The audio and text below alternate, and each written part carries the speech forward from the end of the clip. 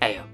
So, we're cracking on with phase 2 of the Hard Gore series. These are what I'll be referring to as the question mark series, as they are in some way affiliated with Hard Gore, but they just don't quite fit with the collection. They're missing certain bits of branding and things like that, but we'll explore them more as we go through them. So for this first film, we're going to be checking out something that's a little bit of a genre shift, really, for this channel. We've not really discussed a film that fits into this genre before on the channel. I've never heard of it, and I'm betting that you guys have never heard of this before either, judging by its online presence. We're going to be taking a look at High Ambition. This is a 2003 crime drama film, directed and written by Kent Taylor, who hasn't done anything else in regards to film. This is the only thing he's credited with doing. The film stars a bunch of people who have only been in this, apart from one guy who stood out. Now this guy's called Mark Stoddard, and he has over 250 credits to his name on IMDb. It looks like he's quite a prolific English dubber for anime. And I'm talking like big named anime stuff as well, from like Steins Gate to Baccano to Dragon Ball. If you've ever watched English dubbed anime, chances are you've heard this guy's voice before. Now he's only very briefly in this film, but what a weird side credit for this guy to have done, because it's not like it was at the beginning of his career either. It was just sort of in the middle where he decided to do this film. Very strange. So as I said, I know nothing about this film at all, and there is very little information about it online. Now, judging by the cover, it looks a little trashy, but who knows? Let's see if it's any good, shall we? And by Wednesday, no later than Wednesday now, this book has to be back in my hands. What does he have that I don't have? Money, you saying? Because I went to college myself now. Matter of fact, I'm about 12 hours away from getting my master's. The plot follows Mustafa Johnson, a struggling lawyer who, after bumping into an old accountant friend who he used to go to school with, gets invited to a party where there's a business opportunity for him. The party's being held by another school friend who's suddenly become quite successful. The job seems quite simple on paper. Basically, they're going to buy up a load of low-income housing, improve it, and sell it on, helping the community and lining their own pockets with some cash. Sounds pretty good, pretty simple. And things start looking up for Mo. You know, he's getting money, cars, houses, and there's even a love interest there for him as well. But things might not be quite what Mo was expecting. In fact, they might be the complete opposite. And it turns out that Mo's got himself involved in some sort of illegal drug ring. So now he's got to try and figure out how to get out of this deal. It's got an interesting story, this film, but the low-budget amateur nature of it all doesn't lean itself too well into the telling of this story, I guess. It's a little boring, I'm not gonna lie. It's a lot of discussions in rooms, and that's about as much as you really get from this. It's also an hour and 40 minutes, and I think a little tightening, a little editing here and there, trimming it down, and I think you could have a solid low-budget amateur action crime film that's only about an hour and 20. But as it stands, it's just a little bit too dry and quite a slog to sit through. Heard about that rich kid who was accused of killing his parents in Dayton Park? Yeah, I read about that. Did you hear that he got off on a technicality? Didn't read about that. Lousy attorney on the case. Hey, wait.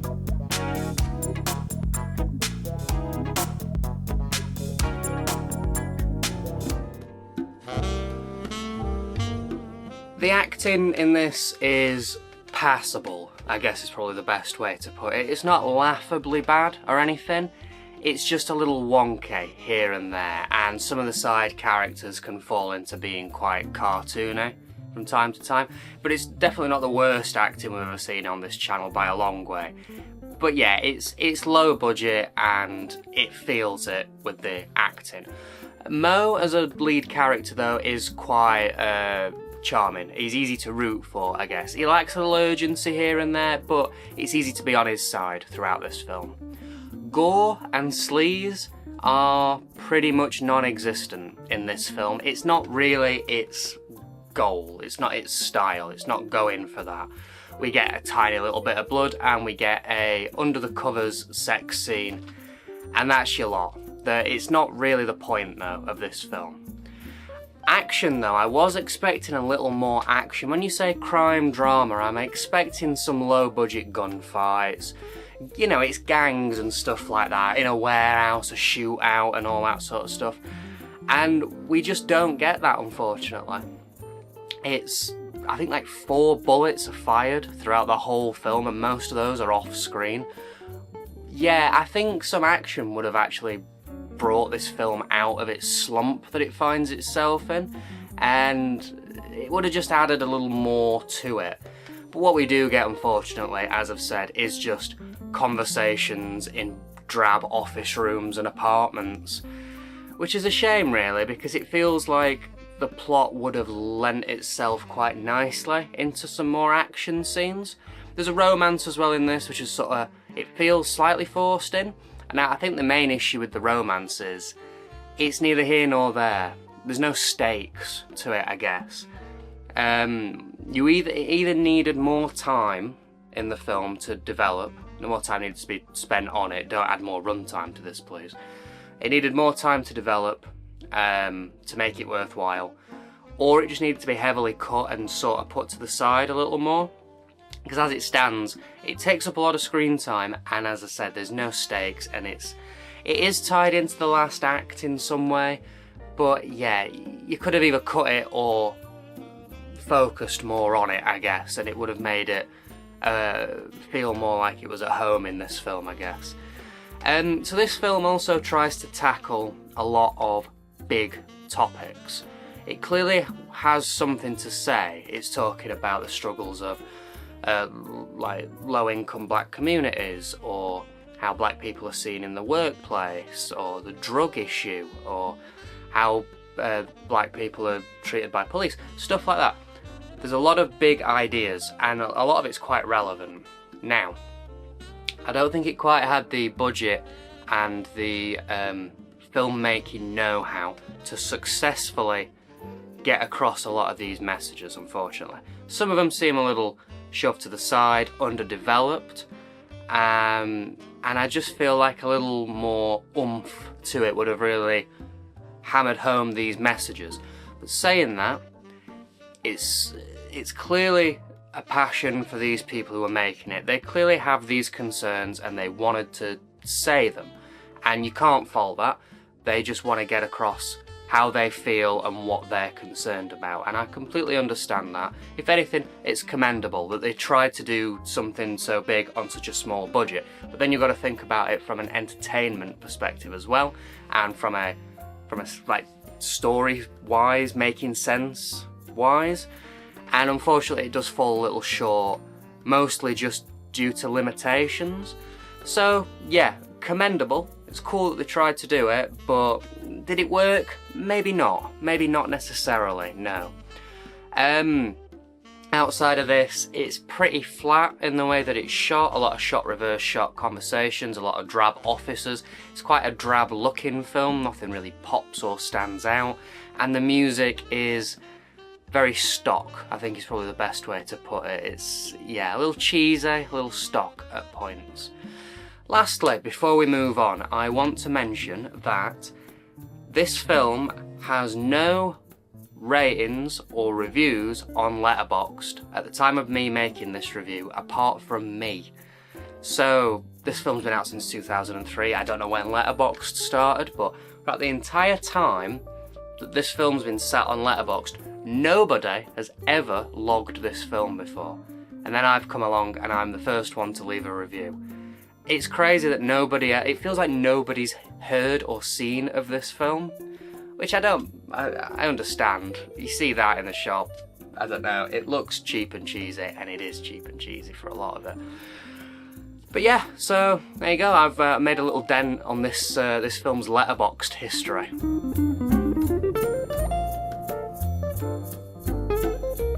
Take care of these little problems. I'm just the person you need to speak with. I'm prepared to pay you $25,000. What's your name? Diana. Well, Diana. I guess the first question is, you don't know who you talking to.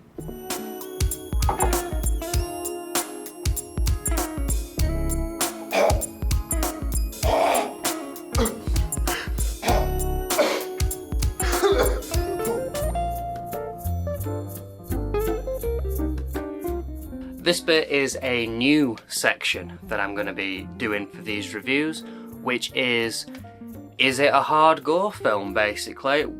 So what I've done is I've come up with a criteria. We're going to call it the gorometer, or the gorometer. Why the fuck not? And basically what this is a criteria of 5 things that we need to try and tick. And then we have a scale of 0 to 5, like the rating that we can get from these criteria, and that'll determine whether this film is actually a hard gore film or not. So I think the best way to do this is to go through this film with the criteria. That way you'll be able to see how the criteria works and what we're looking for within the release. And also I get to tick this one off as we go as well. So let's crack on then. So the first thing I'm looking for, is there any hard gore references or branding on the outside of the case? For this one, there isn't. This could be a reference to the website, this could be the little screaming man, just any reference to hard gore on the outside of the case. And in this instance, no, there isn't. So no point on that one. Number 2, is there any hard gore reference on the inside of the case?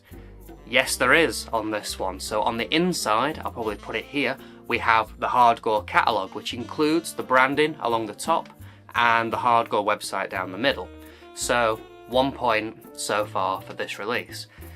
Number 3, is there any hard gore branding on the disc? This is both physically printed onto the disc and also digitally inside the disc. For this one, there isn't. Before the menu we get a Final Cut logo and a Screen Entertainment logo. There's nothing else on the disc, both in or out of it, that is hard gore referenced. Number 4, now this one, I'll explain this one a little more. So the 4th one is this hard, is this gore? Basically, is it hard?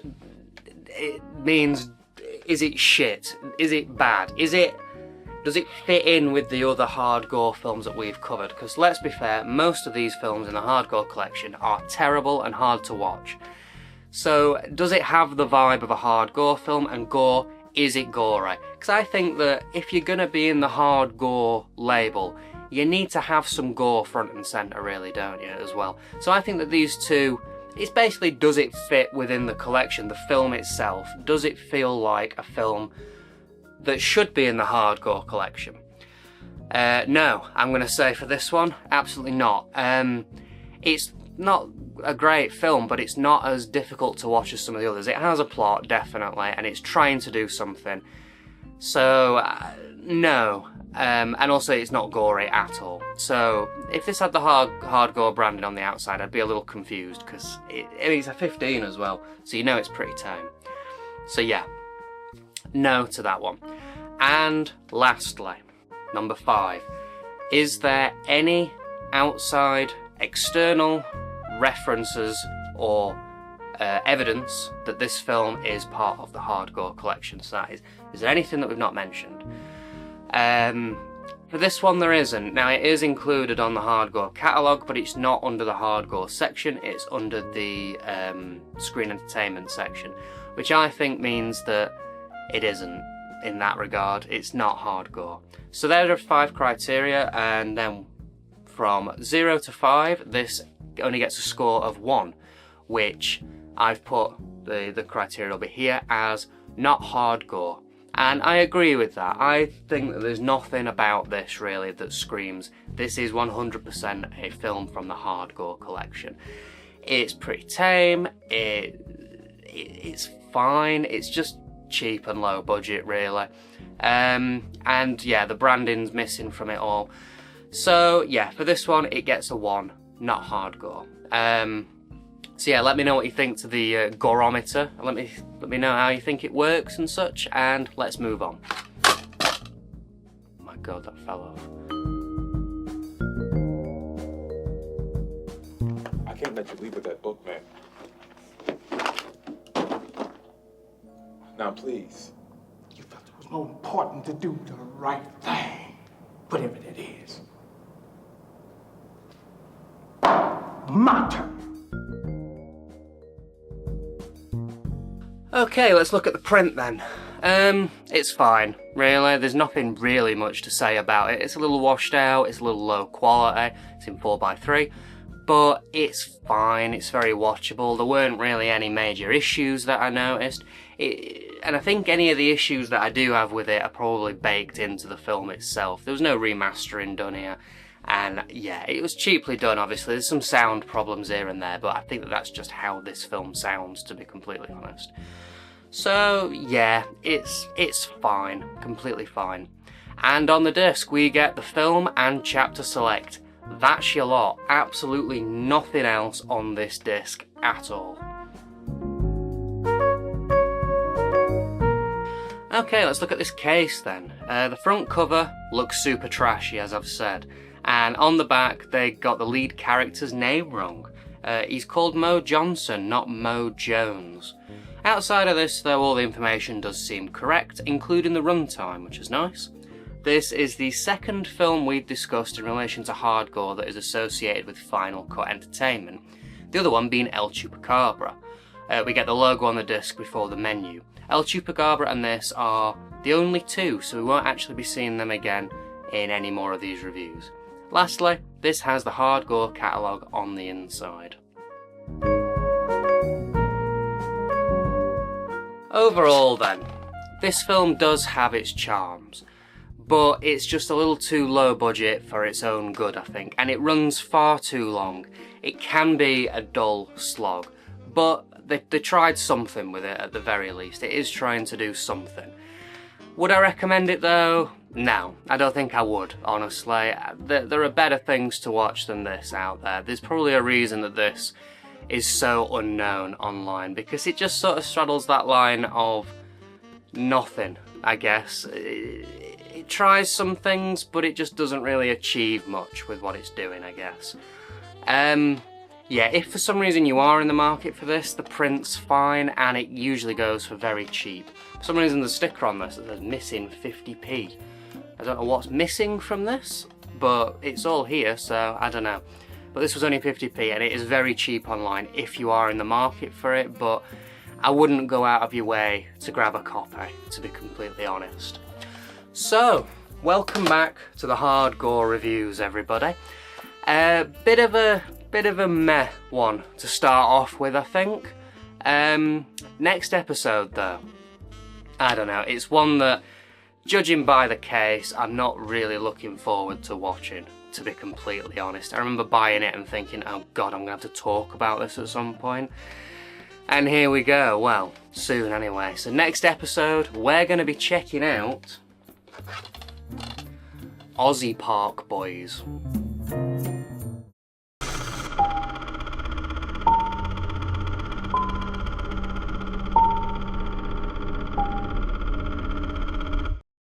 Hey up.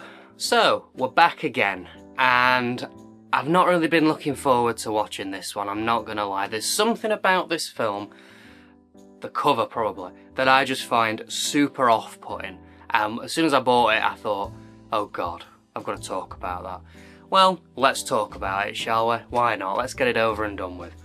This episode we're checking out Aussie Park Boys. This is a 2004 Australian action crime film directed by Nunzio LaBianca, who has only directed this and this film's sequel. You could say the same for the actors as well.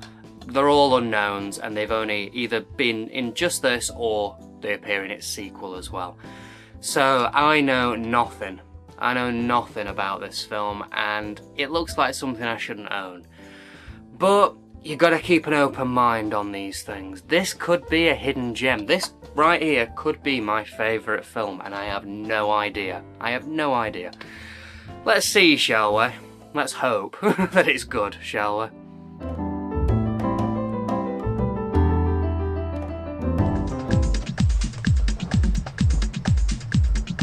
I fight for money. I fight because I have to. Come on, you bastard.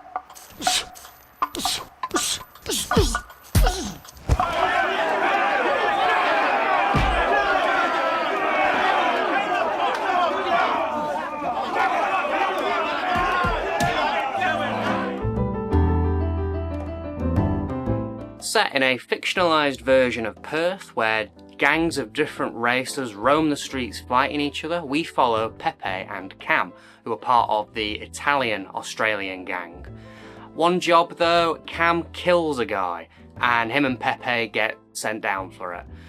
Upon coming out of prison, the victim's brother spots Cam, so decides to take revenge on him. To do this, he attacks a woman and basically frames Cam for it. So now the gang have got to get from one end of the city to the other, fighting off a bunch of gangs who are all after them, just to try and clear the name and just to try and survive the night, basically. This film, yeah, I didn't like it. I don't know. I mean, I could tell by looking at the cover I weren't going to like it, but I just really didn't like it. It's a hell of a slog to get through, if I'm completely honest. And by the last, half an hour, I could not wait for it to be over. It's described as, gritty and realistic, and I ain't buying that. Unless everyone in Australia talks like there's a script, here, just off camera, and can fight over 100 people in one night, which I have heard stories, but still, I don't believe it. I call bullshit on that. It isn't realistic at all. But I was expecting a little more life from this film. It's an hour and 45, and that is far too long for this. It's so dull and boring, but I thought it were going to be, aggressive. Look at the cover, I thought it were going to be in your face and angry. Maybe really offensive in parts as well. But it was just, lifeless and very flat and boring.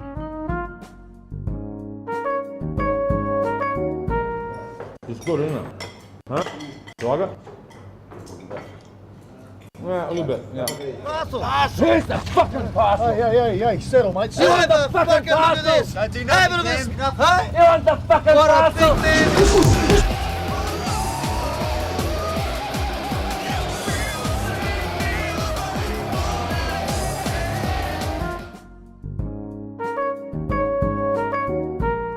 The acting on this one is pretty poor. They're all tripping over each other's lines. No one can really deliver a line properly, and it all just feels super, super cheap.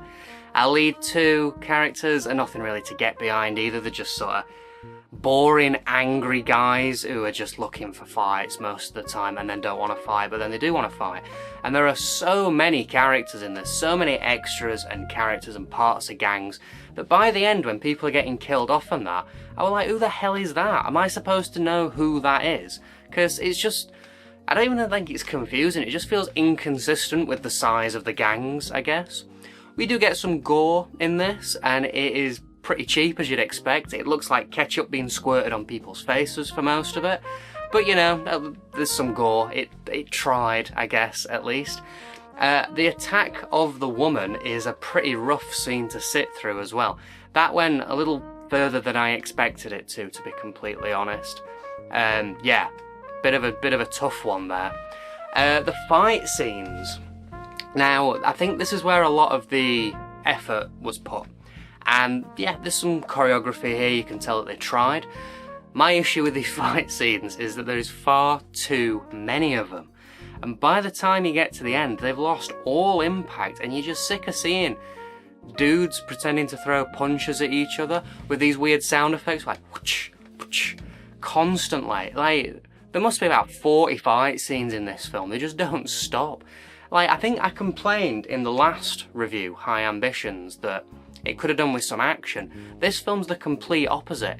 You need to get a bit of that action removed from it because you just don't have enough time to tell a story between all the daft fights. Now, the repetitive nature of this film as well really, really slows it to a crawl. You have 3 types of scenes in this film. You have moving to a location, fighting, and then shouting about what just happened. Rinse and repeat that about 20 times and you have this film. It gets so monotonous so quickly. It's just move to a scene, fight a bunch of people, shout about it and figure out what to do next. Move to a new location, fight people over and over and over again. And it's kind of painful to sit through a lot of the time, honestly. Outside of this, it's not the best put together thing. The camera's shaking about all over the place. It's dark and boring to look at. You can barely tell what the hell's happening. The music's blasting out, repetitive beats. You can barely hear what anybody's saying most of the time. It's just a mess. It's just a cacophony of noise being blasted at your face, but not in a like gripping, engaging way, just in a boring, annoying way. And yeah, lastly, there's just no information about this film online at all, really, so I don't really have any facts to say about it or anything, so let's just move on, shall we? Hey, I've got some good news. I want to talk to you. What's that? All right, I'm going to talk to you about something, about a parole. Right? It's not good, Vinny. It's not good. Hey, it's out of the way. It's safe. It's a dump. It's safe. Dump. Back me up. Just back me up. It's not good. Vinny, this place is a dump. Listen, I don't need you getting fired up. They're fired up as it is. What a dump.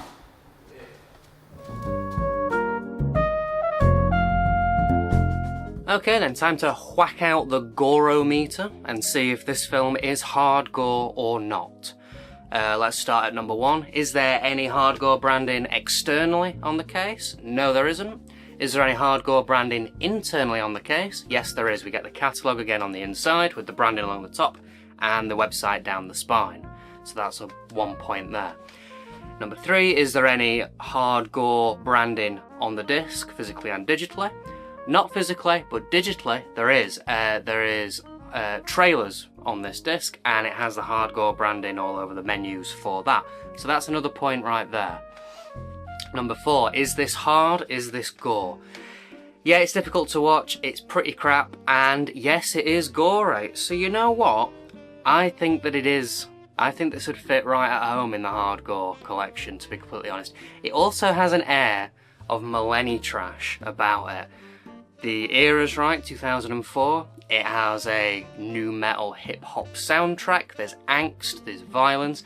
It looks like shit, looks like it was shot on video perhaps. Weird editing. This is pretty close to millenitrash, I'd say. So yeah, it gets a point for that as well.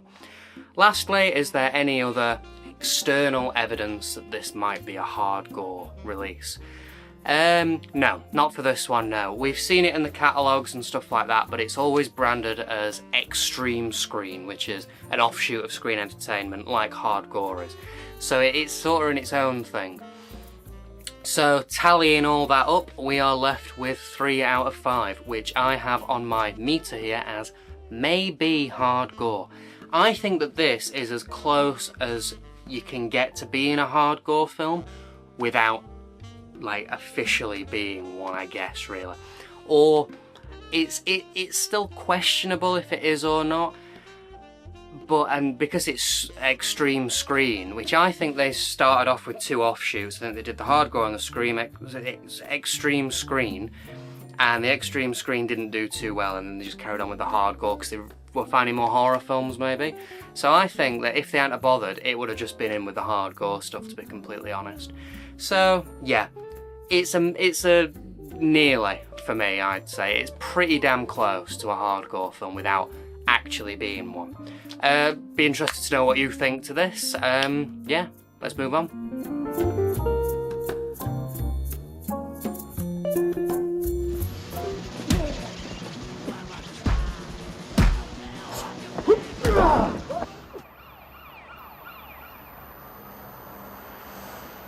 Boys, that was weird.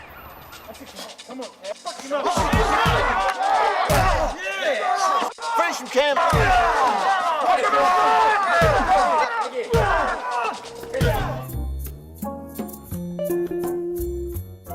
Okay, time for the print. It's in full screen, which you don't usually see with these hard gore films, so that was nice.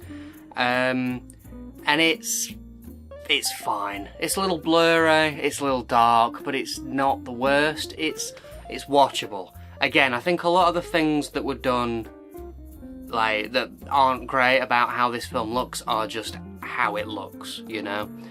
It's fine. And on the disc, we get the film, we get chapter select, and we get some trailers, mostly hard gore trailers. And that's your lot.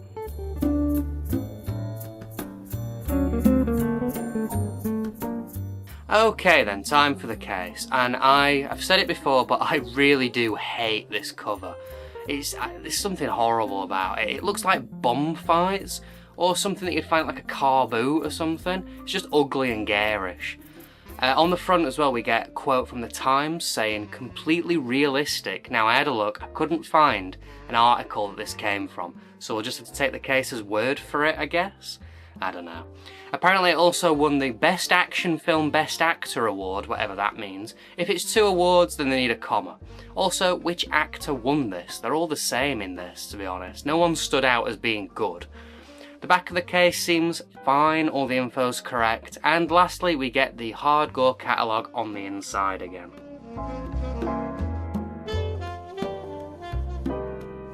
Overall then, yeah, this film is long and overly annoying and boring and not worth your time.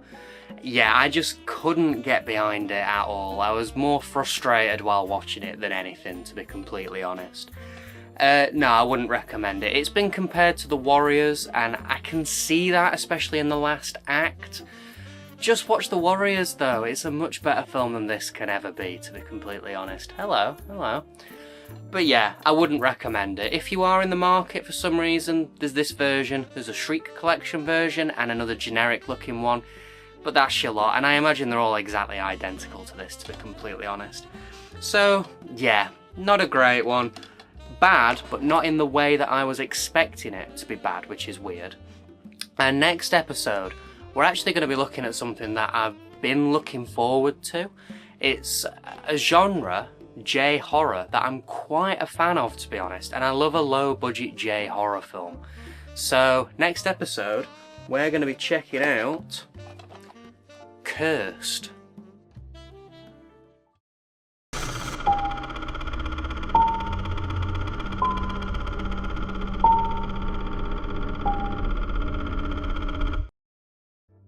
Hey up. So, we got a first for the channel this episode, another one in this series. We seem to keep doing that, don't we? Another genre that we have never covered before. And this one's a weird one, because I'm a big fan of this genre. We're looking at a J-horror today. Specifically, we're looking at Cursed. The name in Japan for this film translates out to Extremely Scary Story A Dark Crow, and is a 2004 horror directed by Yoshihiro Hoshina. Please excuse my pronunciation throughout this whole video of Japanese names. This is the only film that he's ever done. Looks like he's not really done anything else at all either outside of this. This is based on something. Now I couldn't figure out if this was based on written works or film works or what, but it's based on something by a guy called Yumeaki Hirayama. And the name of the series is Chokowai Hanashi, and looking into it, I cannot find anything about this at all online. This is like the first in a series of films, but I couldn't find the other films. Maybe they never left Japan, maybe they're just like straight to video Japanese cheap things, I'm not fully sure, but I just have no information on it at all, unfortunately, which is a shame, because I'd like to learn more about it. The film stars Kyoko Akiba, who I've seen actually in her only other role in Strange Circus, which is an excellently weird film and well worth checking out if you have the chance, if you can find it anywhere. The film also stars Susumu Terajima, who is somebody, if you've ever seen a Japanese film ever, You've probably seen him before. He's in all sorts of stuff. A lot of directors I really admire the work of as well, from like Shinya Tsukamoto, Takeshi Kitano, Takeshi Miike, Hirokazu Karaida, all sorts of things. Films like Taste of Tea and Funky Forest, all sorts of crazy things. This guy's been in, and here he is in this little early 2000s J-horror. So yeah, I mean, the fact that he's in it gives me a little bit of hope that it's going to be somewhat decent. Now, I know nothing about this going in, which is a surprise for me, because in the early 2010s, I had a big stint of just watching anything J-horror that I could find. And I'm kind of happy that I've not heard of it, because I get to watch one that I've never seen before, but I am a little skeptical because why have I never heard of it before? Interesting. Before we move on as well, I do want to say this is obviously going to be subtitled. It says it on the case with a sticker. I don't really know how that's going to go in the editing. I apologise if some of the subtitles are a little wonky or a little weird. Editing subtitles can be a pain in the arse. I'll try my best though, so apologies if the clips are a little off. I'll try and make it as best I can, but I don't know. At this stage I'm not editing, clearly I'm recording, so we'll figure it out from there. Anyway, let's crack on with this, shall we?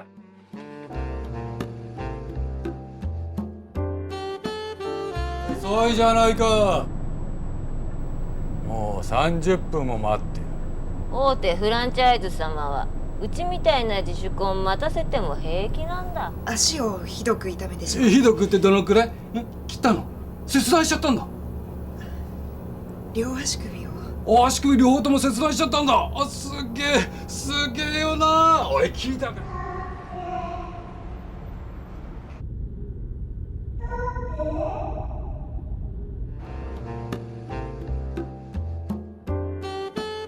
？The plot centres around a haunted convenience store. This store is home to... There's a creepy couple who own the place, and I think they're possessed. There is a creepy Parker dude who's lingering around the hallways and you can't see his face. And then the till itself is cursed in some way. And if your shopping totals up at either 666 yen or 999 yen, then you're going to get followed home by a selection of either monsters who look straight out of a slasher film or creepy ghosts straight out of The Grudge that pop out of fridges at you. So a franchise inspector and a part-time worker are trying to survive the night and see if they can figure out what's going on in this convenience store. This film, it knows how silly it is and it just goes for it and has fun with it. And in turn, I also had a lot of fun watching it. Now, it's not a perfect film. It just sort of ends, and it doesn't really do much of a good job at explaining why things are happening. But I don't really think that's the main point, really. It's only like 86 minutes long, and it just sort of breezes through, and there's enough silly sights and crazy happenings that had me just fully engaged throughout the whole thing. I'm a sucker for J-horror, and this one was no exception.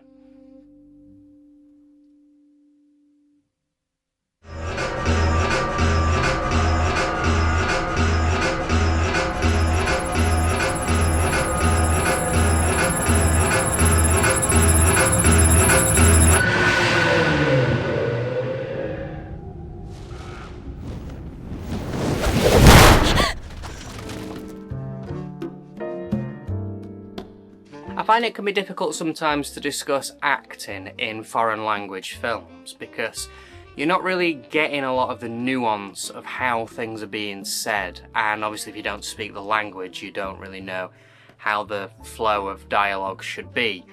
But even I could tell in this that it was a little bad, I guess. It didn't look awful or anything, but it looked a little silly, a little low budget, let's say. But in a way it kind of worked in its favour as well, because it is quite a silly premise and quite a silly film. And a lot of the side characters and the villains and the store owners especially are just a blast to watch. You can tell they're having fun, hamming it up and overacting, and it's endearing and it worked really well, I thought. The gore, we do get some gore, and it's a little cheap and wonky, I'm not going to lie. But it is fun and endearing as well. It's creative. We get like eyes bulging out of someone's head, stabbings with blood everywhere. We get people getting hit by vehicles and exploding, and more. And there's like a lot more in there as well. Now, it's not a complete bloodbath, but it was enough. It was enough to keep me satisfied. It didn't feel like it overdid it. It didn't feel like it underdid it, if that makes sense. And some of the effects are just crazy in it as well. Like, it's the cheapness. It's weird. Like, there's a monster in it that's just eyes coming out of darkness, and it's funny because it could just be cheap and look just naff, and it kind of does. But there's something with cheap effects where it's straddling this line, and sometimes it just dips into the uncanny. And you add the editing and the music and all that in there. It just dips into the uncanny, and it becomes creepy again, even though you know that it shouldn't be. And I'd say that this has that quite a bit, with the eyes especially. But the monsters just in general are really fun, to be honest, as well. I did really like the slasher villain type guy, with the bandages on his head. I could have watched a whole film with just him stalking people around. I mean, it would just be Friday the 13th then, but Japanese. But you know what? Japanese Friday the 13th sounds pretty fun to me. I'd watch that. Outside of that, though, the film is made, it's okay, it's serviceable. There's nothing that's going to really blow your head off outside of some of the ghost effects and the monster effects, I guess. It's kind of generic. I liked the music, and it really kicks in at the beginning. There's a right blasting like drum and bass track at the beginning. But the sound effects as well, they're very stock sounding, and again, it could come across as super cheap and cliche, but I think it worked with the silliness of the whole thing. A lot of like strings and like motifs and stuff like that. And every now and then they layer them on top of each other. It just makes this like really off-putting, weird sounding sound effects. I think it worked. I think the filmmaking, outside of not really been anything that you've not seen before, it all worked for me anyway. So yeah, I mean, I liked this one. There's not really any information outside of what I've said, really, online. It's a bit of an obscure one, which is a shame. But yes, I don't really have any more information on it, so let's move on, shall we?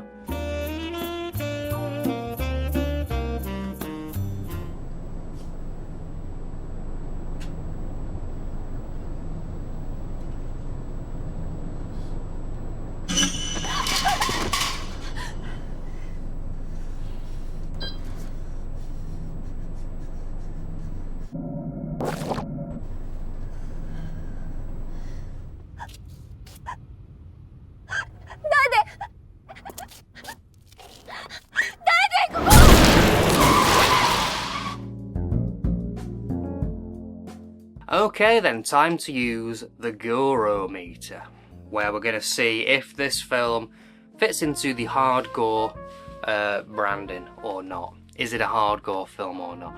Let's start with the first one. Is there any Hard Gore branding on the outside of the case? There actually is this time, funnily enough. There is a website. The Hard Gore website is printed on the back of the case. So you know what? It gets a point. Hard Gore is mentioned on the outside of the case for this one. So it gets a point. Number two, is there any Hard Gore branding on the inside? Yes, there is. Again, we get the catalogue with the Hard Gore banner and the Hard Gore website down the spine. So, 2 for 2 so far. 3, is there any Hard Gore branding on the disc, both physically and digitally? Physically, yes there is. The website is on the disc as well. And digitally, yes there is again. Again, it's the trailers menu with all the Hard Gore branding on it. So, 3 for 3. That's definitely another point for it there. 4, is it hard? Is it gore? So, it's definitely low budget. Now, it's a difficult one to discuss, I guess, because there aren't any J-horror films in the actual Hard Gore collection. But you know what? It's low budget enough. It felt like one of the good Hard Gore films to me. There's gore, so that's a tick already. And there's elements to it that do lean into a millenitrash sort of aspect, like the thumping sort of beats of the music, and just some of the weird editing and the effects, and the fact that it does feel pretty cheap while you're watching it. Honestly, if this was fully hard gored up with all the branding and stuff and was in phase 1, I wouldn't be surprised. I wouldn't be like, well, this is weird, why is this here? So, is it hard as it go? It gets a tick there, so that's 4 for 4. 5, is there any other evidence that this should be in the hardcore collection? For this one, no there isn't. We've seen it pop up before in the catalogues, and it's always listed under the screen entertainment section, not under the hardcore section. So, nothing there, nothing there. So, we're coming out though with this one with a whopping 4 out of 5, which is just a hardcore film. And yeah, I'm going to stand by that one, to be honest. As I said, if this was in phase 1, it wouldn't be out of place. It has all the hallmarks of a good hardcore film, which there were a few. And yeah, I think it'd sort of fit within the rest of them. But what do you guys think? Obviously, rating something so high is quite an interesting one, isn't it? Because obviously it doesn't have the outside branding really. So, is it? I think just a hardcore film, and just as in it's just touching it. It's just there.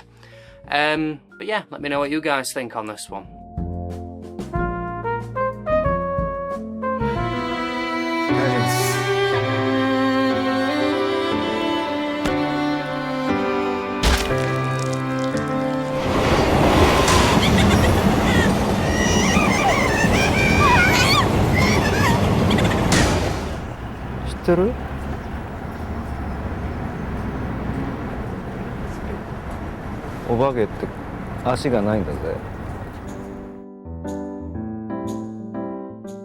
Okay, time for the print, and it's okay. It's okay. Its main issue is that it's both sort of blown out on the whites and too dark in the blacks. Just very contrasty, I guess. And when it gets dark, this film, it's kind of hard to make out what's happening. It is in full screen though, which is nice. It is fully in 16:9. It's not been converted down, which is nice to see. It's not the highest quality DVD I've ever seen, but it's passable. It's watchable, I'd say. There weren't any major issues or glitches or anything like that. It was okay. And this is probably a good time to bring up the subtitles as well. The subtitles are fine. The timing's okay. They're legible, you can read them. And spelling errors, there's a few. The main issue is that it gets a little lazy in the back end, I'd say. So there's a woman who's explaining what the convenience store's big deal is. And she's going on and on and on and on about it. And all we get is the same subtitle, like 10 words. And it's like she is saying way more than what we're reading. And what we're reading is just very glossed over, just like, oh yeah, it's haunted that place, basically. And it's like, I know she's saying more. Because one of my complaints was that it just doesn't really delve too much into why. And it probably does within the film. It's just the weird translation that we've got is sort of butchering that element. And that's a bit of a shame. But outside of that, though, I've seen a lot worse as far as subtitles go. They're okay. The font's a bit shit as well, but yeah, you get what you get, don't you? And on the disc, we get the film, we get its trailer, we get the chapters select bit, and then we get some hardcore trailers, and that's your lot. Nothing really special on this one. Okay then, time for the case. I like the cover with this one, even if her arm does look a little weird. This is the sort of case that would have definitely suckered me in as a kid. Just anything that looks like it's going to be a creepy J horror really worked on me. It probably comes from my love of Project Zero, to be honest, and this is really giving off a Project Zero vibe. Gotta mention The Ring and The Grudge as well. They were massive around the early 2000s, so why not? Again, this would have worked on me back then. Back of the case reads well, all the information seems right, and the runtime is pretty close to being spot on. A couple minutes off, but it's not too bad. Lastly, on the inside, we get the Hard Gore catalogue again. overall then, yeah. I liked this one. It's got plenty of creepy moments, crazy moments, it kept me entertained throughout, and it doesn't overstay its welcome. It's not the best J-horror in the world, don't get me wrong, but you know what? I've seen a hell of a lot worse, and I think if you're anything like me as well, who just has a soft spot for J-horror in general and is kind of fascinated by it and can take the good and the bad from the genre, you might get something from this. It's entertaining, it's quite a bit of fun. I'd recommend it. I'd say if you find this cheap in CEX or charity shop or something, why not? It's worth a look, definitely worth a look. This version isn't amazing. It's fine, it's passable. Subtitles aren't the best and the print isn't the best, but it's all very watchable, it's all fine. There is another release of this by Terracotta. Now Terracotta might have a better print. I only own one film on Terracotta and it's King of Pigs, the Korean animated film. And it's good, it's got a good print and good subtitles. The problem with Terracotta is some of their DVDs just go for far too much money, and this is the thing, I don't think this is worth spending into double digits for, to be completely honest. It's worth a quid or two, but that's about it, and Terracotta discs have just shot up in price recently. It's a pain in the arse. But I don't know, if you are in the market for a better copy and you're willing to spend the extra couple quid, maybe that's the way forward. Tell you what, this would be right at home if Arrow did another J-horror box set, you know, like the one that they did last year. That J-horror box set's really good, and honestly, if they did a part 2 of that, this would be right at home with it, and yeah, I think it deserves it, to be honest, as well. So, good one, this episode. Happy with that. And we're carrying on with the same trend next episode, another J-horror. Hopefully it'll be just as good, I mean, I'm hoping. Next episode, we're going to be checking out Tokyo Psycho.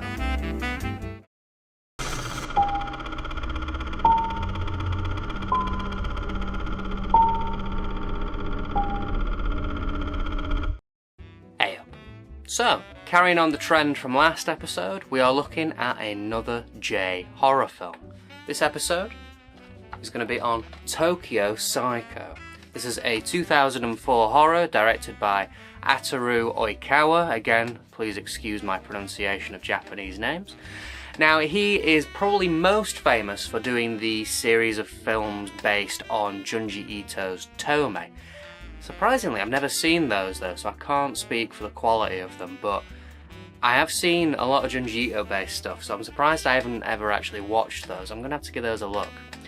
The cast of this, no one really stood out to me as having been in anything that's worth mentioning, I guess. A lot of stuff that's been sort of stuck in Japan, nothing that's come over here. Really, nothing that stood out to me anyway. A guy called Masashi Taniguchi is in this, and he's been in a bunch of Kamen Rider things, but I've never seen any of the Kamen Rider films. I know that Shin Kamen Rider's meant to be pretty good, but I've never seen it, so I can't really comment, but yeah, he's in it anyway. So yeah, another J-horror that I've never heard of before. Again, is that a good sign or not? It was good last episode, Cursed was really good. So I'm hopeful that this is going to carry on that trend. So yeah, and we know now as well that I am a bit of a sucker for J-horror. So let's see if this one wins me over as well, shall we?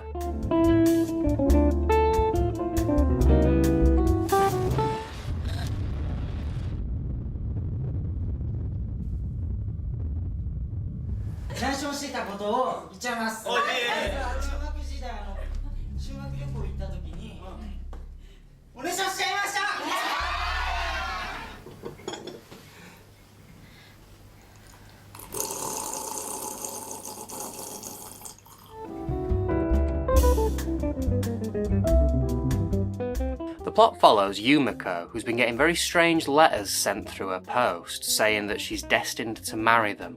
Thinking back, she realises that a weird kid who went to school with her but wasn't there for very long was sending her very similar letters, so maybe that kid has come back into her life somehow, and he might just be more dangerous and closer than she realises.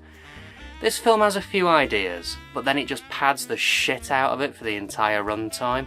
It's such a shame as well. It's only 79 minutes long, this film, and it somehow manages to be very boring and a complete slog to get through. That shouldn't be the case for such a short film, but yet here we are.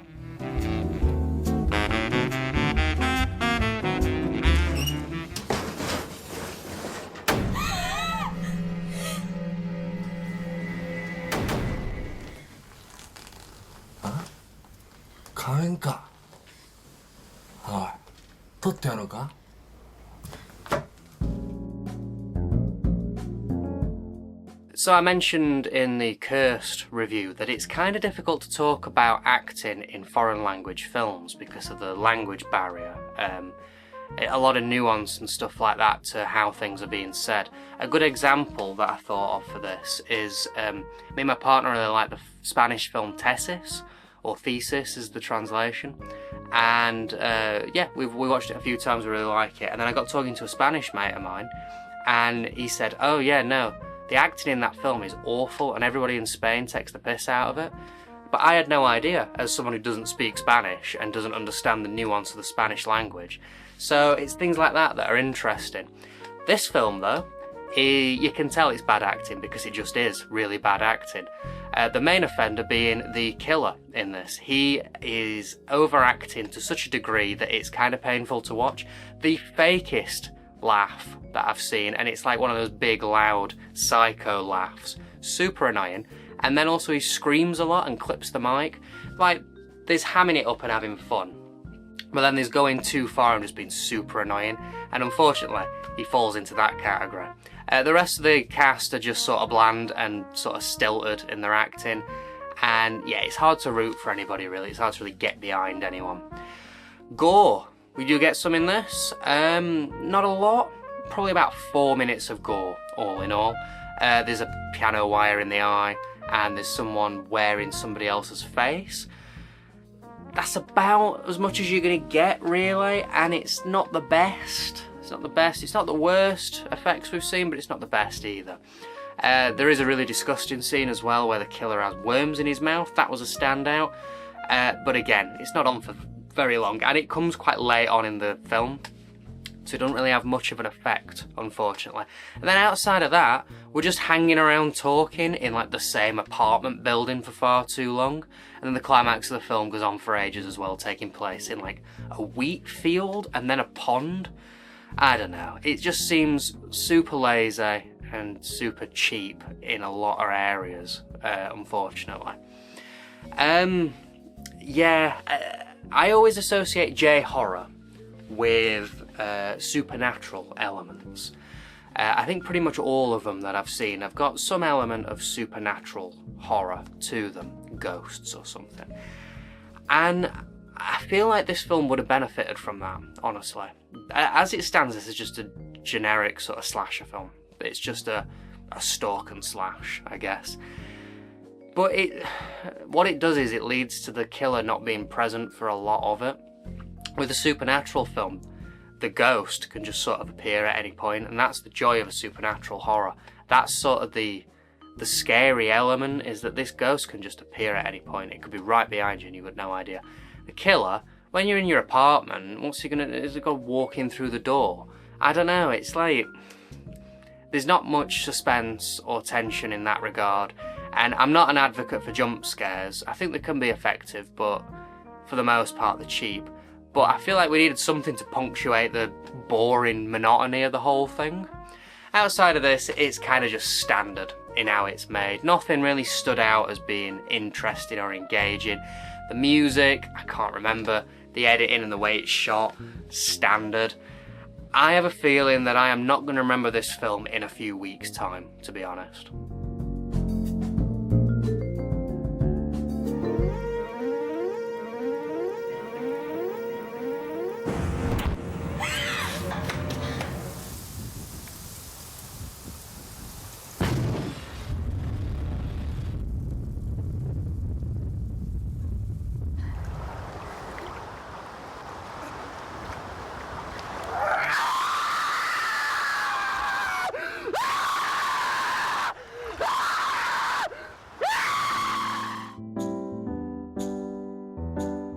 Okay, let's get the Goremeter out and see how hardcore this film is. Right, so number 1, does it have any branding on the outside of the disc? Yes, it does. It has the website printed on the back again.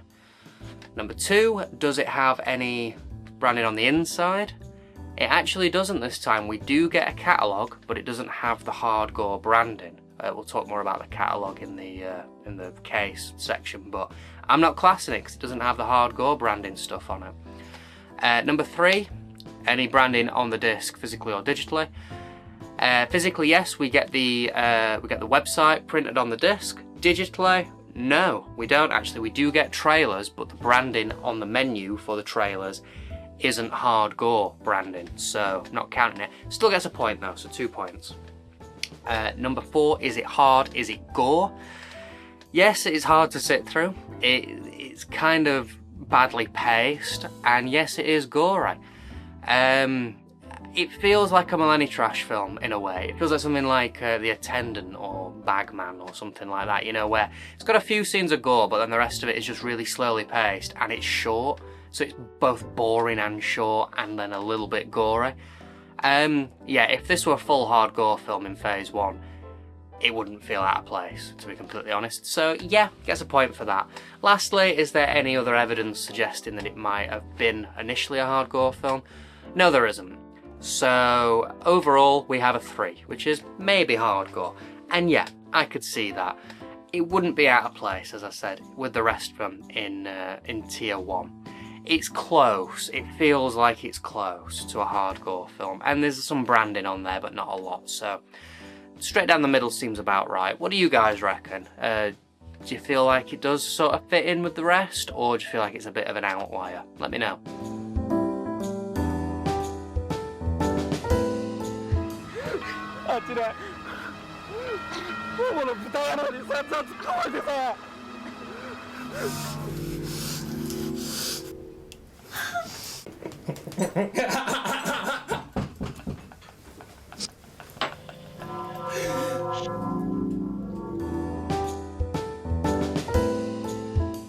Okay, let's have a look at this print then, shall we? So, once again, this is one of those that was shot in 16:9, then converted down to 4:3, so it looks tiny in the screen, and it's just annoying when that happens, isn't it?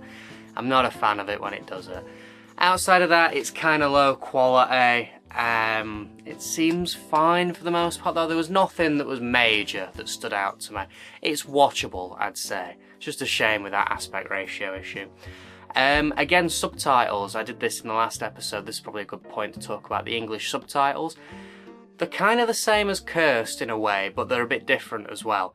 You still get the odd typo, the odd weird phrasing for things. The major issue with this one is that some of the subtitles are far too quick. Like, it'll just blast up a load of text and then take it away, and you're like, oh well, I didn't really get a chance to fully absorb all that. It happens once or twice, and it's a little bit annoying. But again, they're readable, they're visible, so they're not the worst. They're fine, I guess. And on the disc, we get the usual stuff. We get chapter select, trailer for this film, and other trailers. We get 2 sound versions of the film, though. We get a 5.1 mix and a stereo mix, and I think that might be the first time we've had that in this entire hardcore thing that we're doing. So weird. And a bit overkill, honestly, because it's not that good a film. And we also get some bonus features on here as well. We get a 6-minute behind the scenes featurette and a 5-minute interview with the cast and crew. And yeah, I mean, that's fine. It looks like they had fun doing it, and the way that they talk about it, it all seems like they really believe in the project, which is kind of sweet. Yeah, why is it always the films, though, that I'm not that fussed about, that have all the bonus features for it? It's so annoying. I'd have killed for some bonus features on Cursed or something, but here we go on Tokyo Psycho, the one I don't care about. But oh well, at least we get something. Okay then, time for the case. I don't mind the cover, to be honest. It's not the best, but it works. It has a striking image on it, so it's not too bad. The blurb is a little weird. Right here we're missing a "the," which just, yeah, reads clunky without it. And this bit, abusing children. Now in the context of the film, it's not children, it's just one child. So again, it just seems strange. And then the rest of it just reads a little off. It just feels a little rushed through, I guess. It's not a great write-up. The runtime's out by 2 minutes, so not the worst. The information outside of all these seem correct. It claims this is based on a true story. Now, I've had a look into this and can see no evidence of this at all. So do take that with a pinch of salt. Lastly, this has a catalogue on the inside, and I don't think we've actually seen one like this before. So it doesn't have the Hard Gore branding, instead it's just a generic white background. It also doesn't split the films up into categories, it's just here's a bunch of films in any sort of order.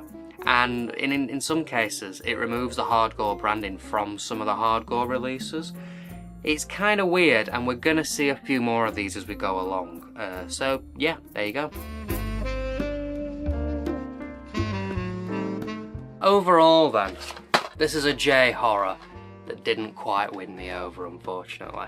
Outside of a little bit of interesting gore, we've just got a boring, dry film with an annoying villain that just doesn't do much with its short runtime. It's a shame, really. I don't really know what you could have done to make it more interesting, but I don't know, it just doesn't really do much for me. There's a fascination element to me, because I've seen a lot of J-horror in the past, and this might be one of the, if not the worst that I've ever sat through. Off the top of my head anyway, I know Tartan put out a lot of bad ones, but this one was painful to sit through. And there wasn't even a ghost to just be like, oh look, at least there's something cool happening there.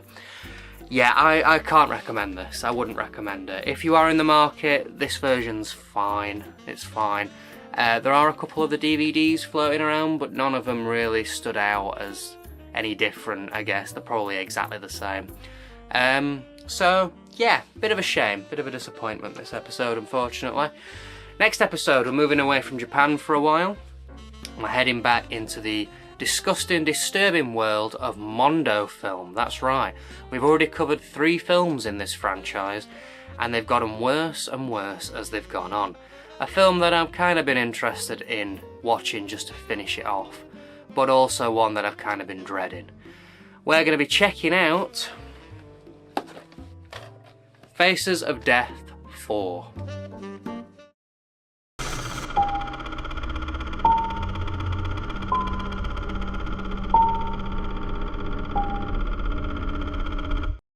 Hey up. So after quite a few diversions from the usual Hard Gore fare, we are heading back into more familiar territory. We're finishing up a series that we started back in Tier 1. We're looking at the last official and last original entry in the Faces of Death series. So of course, Faces of Death 4 from 1990. This is again directed by John Alan Schwartz, but this time going under the pseudonym Conan Le Solaire. For some reason, no idea why. Michael Carr does not reappear in this as Dr. Gross, and I wonder how much that's going to affect this one, to be completely honest. So yeah, part 4, here we are. I mean, by part 2, in fact, this Mondo Shock Doc series was already kind of losing its steam, in my opinion. And yeah, without Dr. Gross on top of it, I don't know, I'm not particularly optimistic about this one, let's say. Instead we get James Schwartz filling in as the narrator and guide for this film. He's obviously the brother of the director, but I mean, that's some pretty big boots to fill, as Michael Carr was a staple of the first 3, I'd say. So again, another one I've not seen. I don't know how much of this is fake, how much of this is just horrible real stuff. No idea whatsoever. And I will say as well before we start, as with the other 3 reviews, YouTube's not a fan of these films, so the clips in this might be a little scarce or just a little uninteresting. I can't really show you all the interesting stuff, because the interesting stuff is the stuff that will get me banned off YouTube. So there you go, expect a few less clips. But anyway, let's stop stalling and let's just crack on with this, shall we?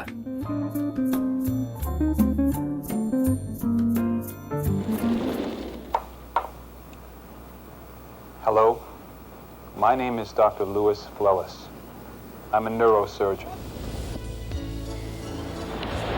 It would seem the guidance system for this Trident missile could use a little guidance of its own. I just don't understand it. We don't know what's happened yet. We don't know. We don't know. I don't know anything until I can assure you there'll be a full investigation about this. This is the first time this has ever happened.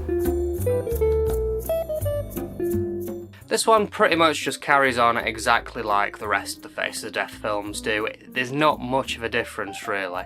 The biggest difference probably being Dr. Lewis Flellis as our new host. Canonically, Dr. Gross is dead in the Faces of Death universe now. For those who care, I don't know. In this instalment, we get plane crashes, cave-ins, bungee accidents, magic acts gone wrong, and one massive leech. That's just to name a few things that happen in this one. All being led along, narrated over by Dr. Flellis, who gives us his opinion every now and again, and every now and again we cut into him for a little live action skit that's kind of half funny sometimes. Yeah, it's I complained in Faces of Death 2 that the sections were a little too rapid, a little too quick. And I complained in Faces of Death 3 that they went on for far too long. Well, in this one, it kind of gets the balance right. There are a few where it sort of churns through them, but then it slows itself down and explores a few ideas a little bit more. And the pacing's not too bad. A big problem, though, is that every time we do slow down to look at an idea, the longer that we're with it for, the faker it is, generally. The more there's like talking heads and things like that, you know it's getting into real fake territory, so that's a bit of a shame. And Dr. Gross's narration is sort of drier sense of humour, his weird quotes, they are missed in this one. Flellis, I don't know, he didn't really leave me wanting more of him, if that makes sense, whereas Dr. Gross was a bit of a fun character to stick around with. So yeah, I'd say that it's better than Faces of Death 3, but I'd say it's not as good as Faces of Death 2, and what really pushes Faces of Death 2 above 4 is it's only 75 minutes long, whereas Faces of Death 4 is 90 minutes, and yeah, again, you just get sort of sick of what you're watching because it's just the same thing over and over and over again, and it sort of loses its shock value after the first half an hour of just seeing dead bodies and horrible things happening to people. So yeah, not the worst though.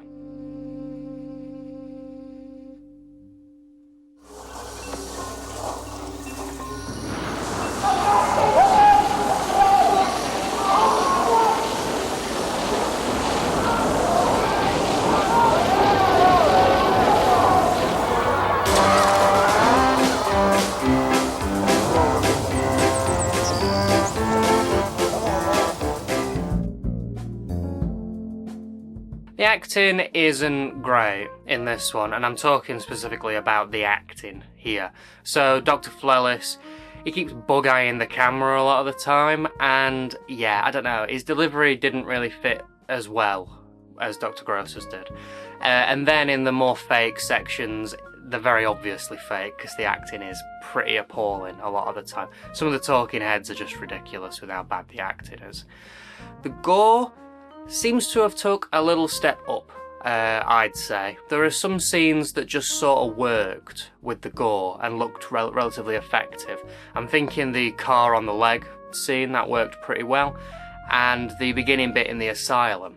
But then, to counterbalance that, we do get a lot of sections where the gore just looks absolutely terrible. I'm specifically thinking of the quartering section. That just looked awful, really, really bad. And there's a few other bits as well where, yeah, it's mixed. It's a mixed bag. Then on the real side of things, yeah, we get some difficult shots, some difficult bits to look at. It's mostly just like, you know, there's a lot of corpses in this, a lot of after the fact things. If it's a shot of just a corpse that's already dead, more than likely it's real. I think a lot of it was shot in a morgue as well, or a crematorium, because there's a lot of cremation sections as well. There's things like war crimes and war footage, the historical stuff that's never fun to watch because you know it's not faked. And then there's like an AIDS baby at the end, which is just, yeah, it's just sad. But then you counterbalance that with some really fake acting, or Dr. Flellis doing something a bit silly, and it does what the others do, where you suddenly start laughing, and then you're like, now I feel a bit weird because I'm laughing. Should I be laughing at this? I'm not fully sure. Yeah, it evokes the same emotion, I'd say, as the other ones do. So I guess validity of the real and the fake, I guess, as well. I'd say it's probably about 50-50, probably leaning more into the fake. As I said, the bigger sections are usually the fake ones. If we see somebody doing something and then die, it's fake. Whereas if we just see a quick shot after the fact, or something that looks historical, big crowds, more often than not, it's some sort of like stock footagey sort of thing, or some sort of like news footage, or like royalty-free stuff that you can get away with just sort of cramming in there.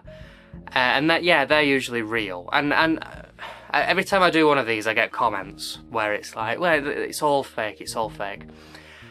The longer sections are, but a lot of this film is quite quick cuts of news footage, or like police footage, or stuff like that, like war footage and stuff, and those are real, a lot of it, and like the quick shots to the corpses and that, yeah, there's realness in that. Sure, there's fakeness, but there's realness. You're not faking a plane crash for Faces of Death 4, are you? I mean, come on, where's the budget for that coming from? So yeah, I'd say it's about 50-50, this one, with the fake and the real. But yeah, so I think let's finish this off with something fun. The music to this film is, well, the score is maddening because it's quite repetitive and it plays over and over and over again, and yeah, it gets a bit annoying. But this is the film where the Faces of Death song that I mentioned, I can't remember if it was in 2 or 3, but the Faces of Death song plays in this one, and it is in this one because apparently Dr. Flellis, or what was his name, James Schwartz, he is the writer and he sings the song as Dr. Flellis, so it's his song that he wrote about it, and it plays over the credits. And honestly, this film gets a little extra tick just for having this song in it over its credits. It's pretty fun.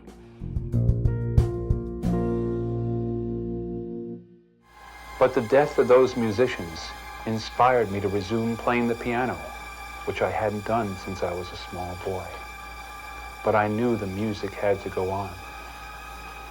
This song that I wrote is dedicated to those musicians.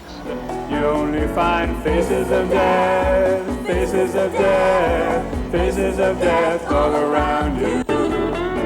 Faces of death, faces of death, faces of death all around you. So as soon as we're wrapping up this Faces of Death series, I thought now would be a good time to do just a little comprehensive history of the films and some of the stuff that we've not directly discussed, adding that in and making a little timeline of it all.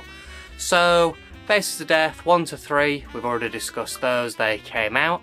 After those, we got a compilation film called The Worst of Faces of Death, again directed by John Alan Schwartz, and this is a compilation of Faces of Death 1 to 3.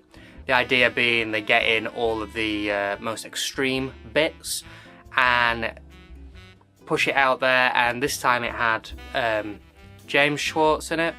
Again, Michael Carr wasn't involved, and this sort of served as a bit of advertising for Faces of Death Part 4, both coming out in the same year, 1990 they both came out.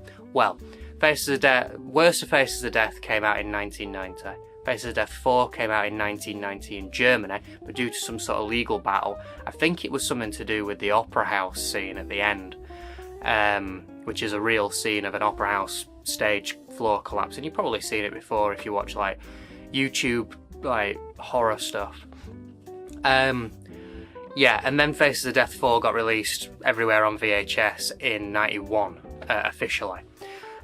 So you had these 5 films come out, and as I said, Michael Carr refused.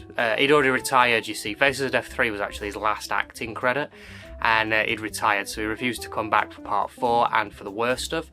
But instead you've got James Schwartz filling in as Dr. Flellis. And he was also in Faces of Death 3.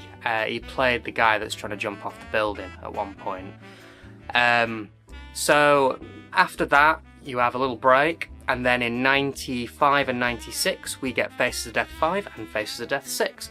Both of these, though, are just compilations of the first 4 films. Again, they're directed by John Allen Schwartz, going under his pseudonym of Conan, what was it again? Conan Le Ciliere or something. Conan Le Ciliere, I think it is. Not sure why he decided to go under the pseudonym after releasing like 4 films with his name attached. That's including the worst of Faces of Death. Yeah, so we got 2 compilations there.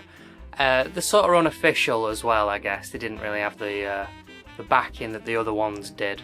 And it was an excuse of just trying to get the best bits from the first 4 films and releasing them in countries that had banned the films previously. It was just a way to try and get into the market, because obviously like things had changed over like 15 years, however long it was since the first one. So I think he was just trying again just to get it out there for other countries. Faces of Death 7 then came out, and this is just a re-edited version of another Mondo film called Death Scenes by Nick Borges, I don't know if I've said that right, and is hosted by Anton LaVey. So that was an unofficial Faces of Death 7. Then we got another Faces of Death 7, which is just a compilation of shock videos and gore films found online, and then somebody just did this again and released Faces of Death 8, and yeah, it's just more gore, more stuff that you'd find online, no narration, no through line or anything like that, just a bunch of death scenes put together and unofficially released online. So there we go, that's the 8 films that exist. Then in 2001, I think it was, there was rumours about a remake. As of 2024, filming has wrapped on this remake, just called Faces of Death, and it will star Barbie Ferrier, don't know if I've said that right, from Nope, Dacre Montgomery from Stranger Things, and Charlie XCX the musician, and apparently it's going to centre around a group of people finding snuff films on YouTube. I don't know, man. I think that sounds awful. Honestly, I think it sounds cheap and lazy and just a cash in on the name. But you know what? Morbid curiosity will strike, and I will see it, especially if it gets a cinema release. If you're interested in hearing about my thoughts on that film when it does come out, let me know. Maybe I'll make a little review about it or something. But I don't think I'm going to be going into the other films in this series, because they're either unofficial, nothing to do with the original people, or just compilations. So I think we can round it off there. That is the sort of little mini history on Faces of Death. Let's move on. The water and the forces of darkness that called to her.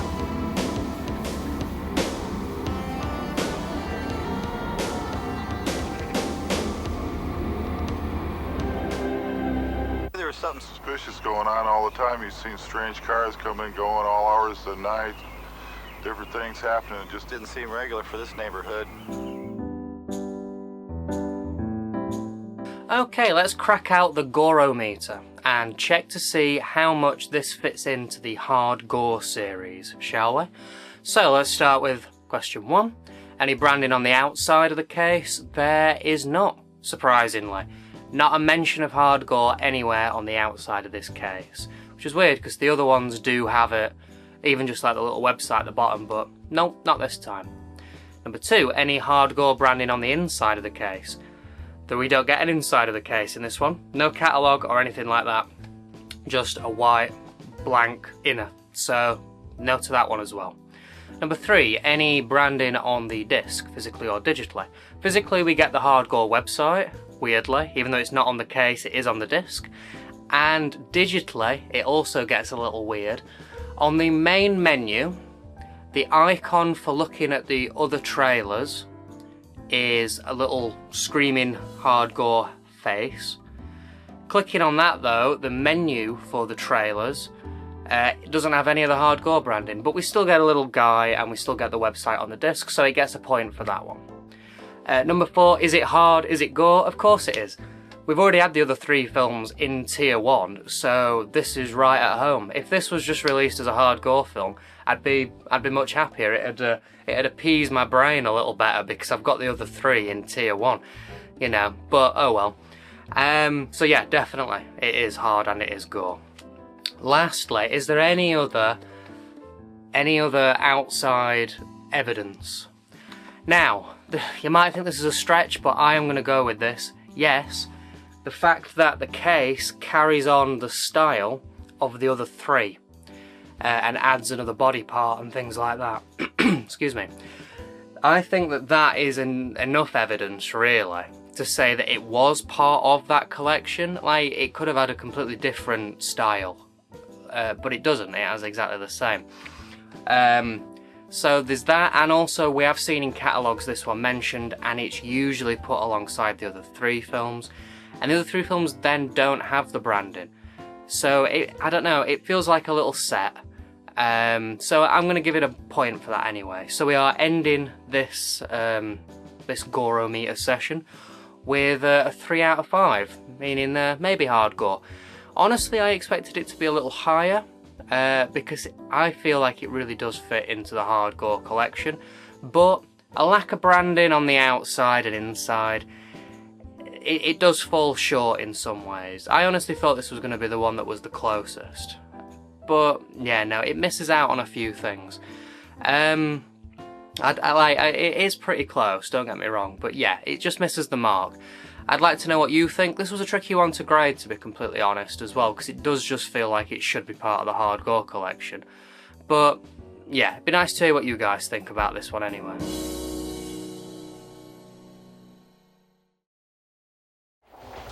My work with mental patients has convinced me that video games, pinball games, and controlled physical contact reduces aggression. The same theory does not hold true in a world gone mad. An unusually large leech had attached itself to Nancy's arm.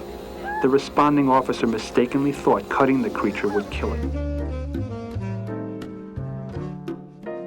Okay then, time for the print, and it's not good, to be honest. It might be one of the worst ones that we've looked at in tier 2 so far, to be honest. It's 4x3 and it's blurry and very soft looking.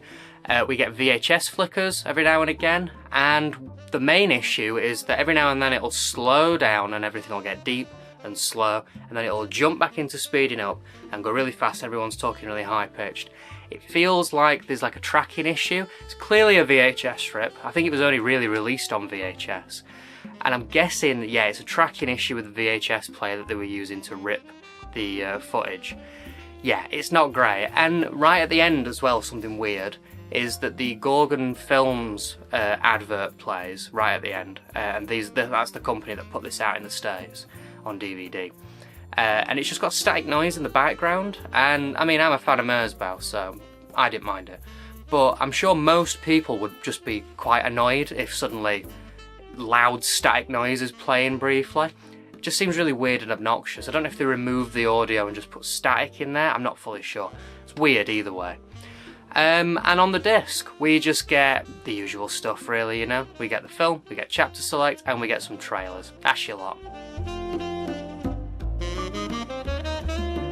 Across the street from us. The man who ordered death like most of us order a Sandwich is having a wonderful time at the party. Anybody who's got a window in their house saw a drug deal Going down across the street there. Right in front of the house. We saw it over and over.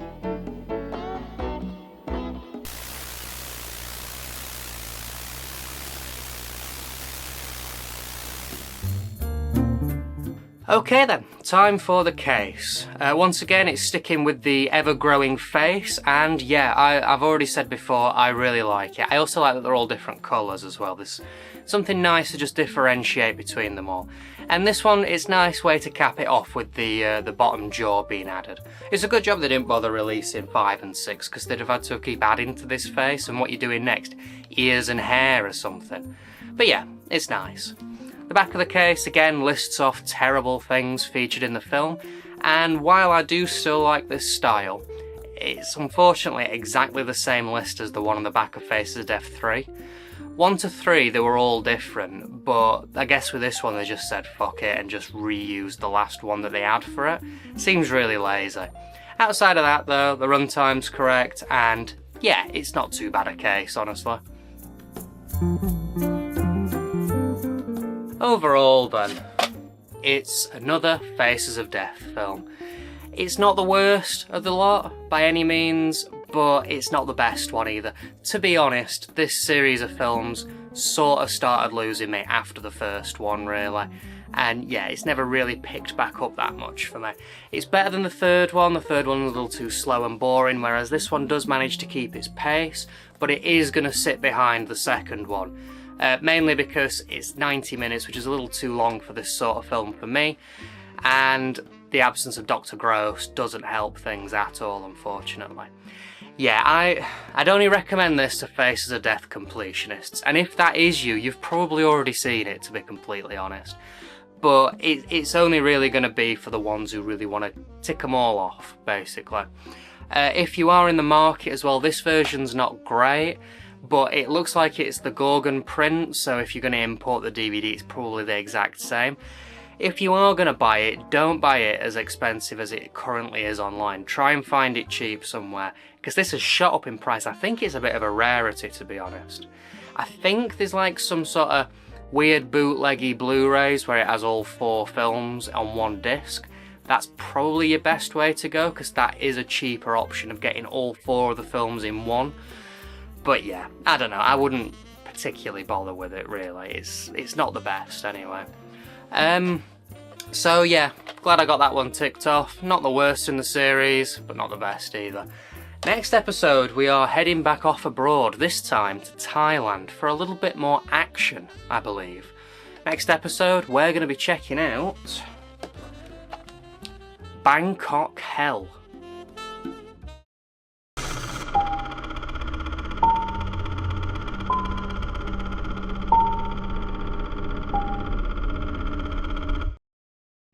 Hey up. So, we're going over to the east again this episode for what looks like a little bit more action. We're taking a look at Bangkok Hell. This is a 2002 action drama from Thailand, directed by, and I'm going to butcher this name, I can promise you, Manop Janjaraskul, who has only directed this film but did work on visual effects and editing for a film called The Ghosts of Mae Nak, which I've seen before because Tartan put the DVD out for it. Stars of this film, this is just setting myself up for more butchered names, but here we go.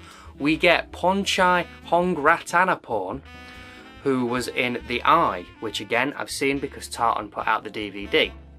Then we get Chaladna Songkla, who has been in a bunch of Thai films, none of which I've seen before though, but quite a few titles listed for this person. And then we get Sahachoi Chumram, who was in The Creator, the American sci-fi film, and was also in Bangkok Haunted, which again, I've seen that film because Tartan put it out, and if I remember rightly, that one was pretty terrible. So, I don't know anything about this film at all, no clue. I've enjoyed a few Thai films in the past. They're usually horror films though. I don't think I've ever seen a Thai action film, so this is going to be interesting. Let's crack on and check it out, shall we?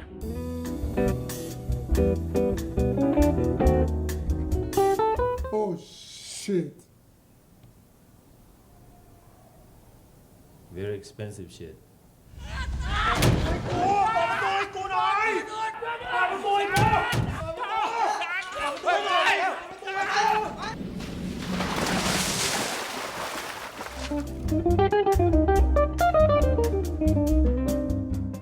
The plot follows Ray, who kills a guy while recklessly driving and ends up in the slammer. For some reason the warden takes a shine to him and gives him an offer. He can become, like, a rat, basically, a prison rat, and just get a load of information from the other prisoners and tell the warden about it. And if he does that, he gets decent prison jobs and some perks and stuff. So he takes him up on the offer. But while he's working his prison jobs and gets chatting to the prisoners, he starts to learn more about the corrupt system of law that's happening in Thailand. There's a good film in here somewhere, but unfortunately it's just too much of a slog to actually do what it's trying to do successfully. Every now and then it'll start reeling you in with these little interesting plot points, and as soon as it does that, it just knocks you straight back out again because it's boring and repetitive. The dialogue feels like it's running in circles, and yeah, it's not a fun sit, unfortunately, or entertaining. It's 110 minutes long, making it the longest film in the entire collection so far, and that last hour especially, you feel it. You can really feel it. As a general rule as well, I'm not the biggest fan of prison films. There's a few exceptions to that, don't get me wrong, there's a few really, really good prison films, but generally, low budget prison films I just find very boring, and this one was no exception.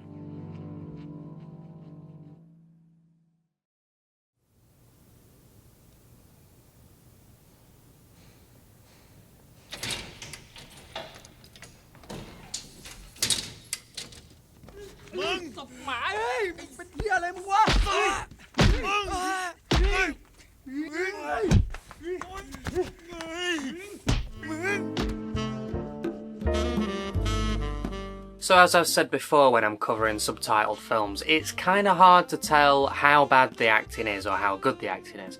From what I could tell by just watching, it seemed alright in this, to be honest. It seemed pretty decent. There was nobody that stood out as seeming out of place or off or anything like that, from what I could tell anyway. The gore is present here, we do get some. It's not the focus of this film, but we do get bits here and there, you know, there's blood and gunshots and some dead bodies strewn around and stuff. And yeah, it's fine for what it is. We also get some pretty uncomfortable moments, let's call them prison relationships. And yeah, we see a lot of traumatised arses in this, which is, yeah, a bit gnarly. I thought there'd be more action in this as well. We do get some, and it's generally saved for the last act of this film, with a few fights smattered here and there, but it's not really the focus, and it only makes up a very small portion of this film. Instead, the rest of it is conversations and character bits, I guess. It spends its time telling us why certain characters are where they are and why. Get some flashbacks with a little bit of colour tinting over the footage just to show that you're in a flashback, which I don't mind that sort of stuff, I quite like that. But yeah, it's just a lot of, he'll talk to a guy and the guy will be like, oh, I shouldn't be here, or oh, I only did this and I've got life in prison for dealing weed once and stuff like that. And it does it a lot, but that leads me to what this film's main focus clearly is. This film has a lot to say about the corrupt nature of the prison system and laws in Thailand.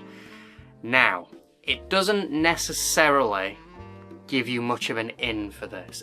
I feel like you do need some prior knowledge into how Thailand works in order to fully appreciate this film.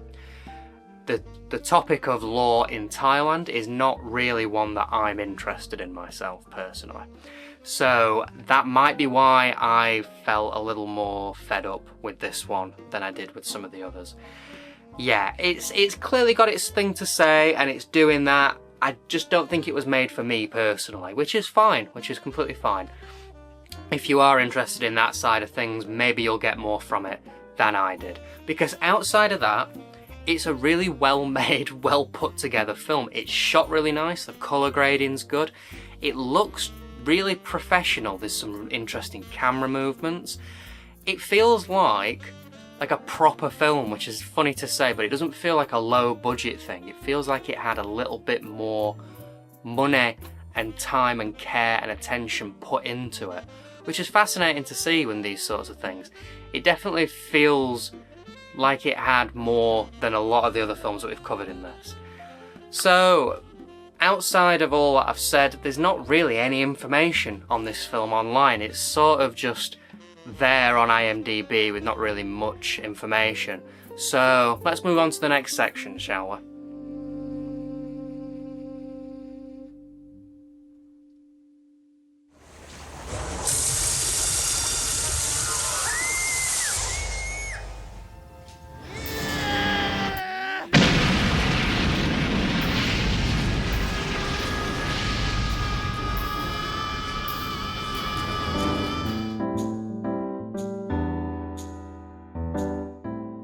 Okay, time for the beloved Gorometer again. Let's see how hardcore this DVD actually is. So number one, is there any hardcore branding on the outside of the case? There isn't, nothing at all. Number two, any hardcore branding on the inside of the case? No, I'm going to say no for this one. We do get a catalogue on the inside of the case, but it is one of the smaller ones. And it does have one hardcore logo, but it fits in the idea of it's advertising a few hardcore films underneath it. Like, I don't think it counts as hardcore branding for that specific film. So I'm not going to count that one, so no on that one. Number three, any hardcore branding on the disc, digitally and physically? There isn't at all, not at all. Number four, is it hard, is it gore? It's a bit of a slog to get through. There is a little bit of gore in here. Honestly, I don't think it is hardcore. I don't think it fits into the category of it being hardcore at all, to be completely honest with you. And finally, is there any other supporting information? No, we've seen this one in the catalogues before under the Extreme Screen branding, so I think that that's what it meant to be. Funnily enough though, there is no Extreme Screen branding on this disc at all, like on the disc, on the case or anything. So I'm guessing they just sort of decided against that last minute or something. So overall then, we have a 0 out of 5. This is definitely not a hardcore release. Yeah, I'm going to agree with that one, to be honest. I think if this appeared in the middle of phase 1, I think it'd feel super out of place.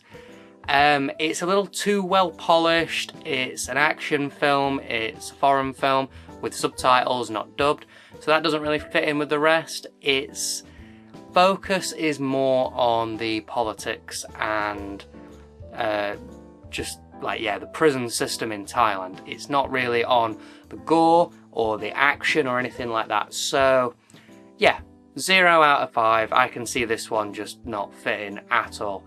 But what do you guys think? Is that a little harsh? Do you think it deserves a couple points? Be nice to hear what you guys think about this.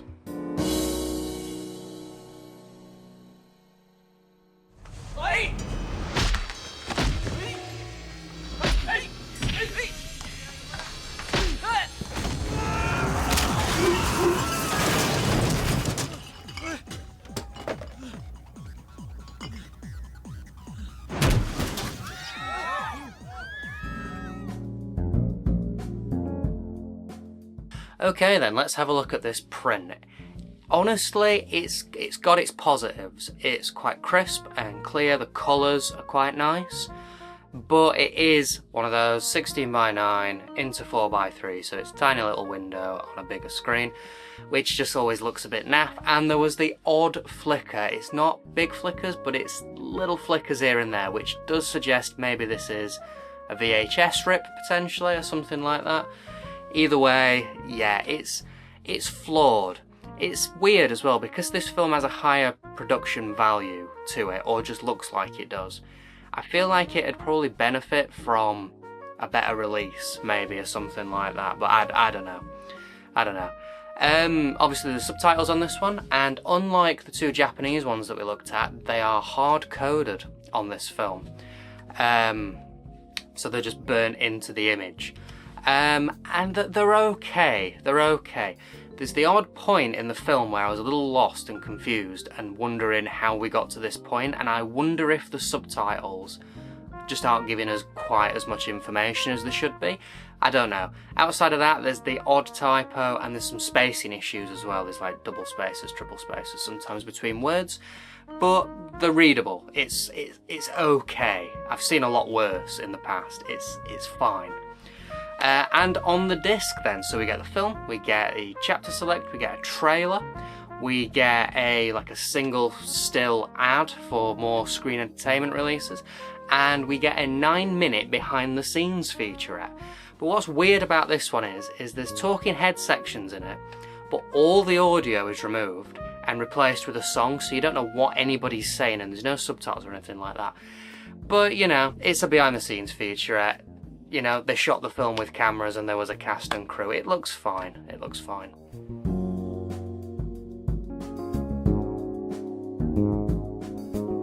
Okay, let's take a look at this case then.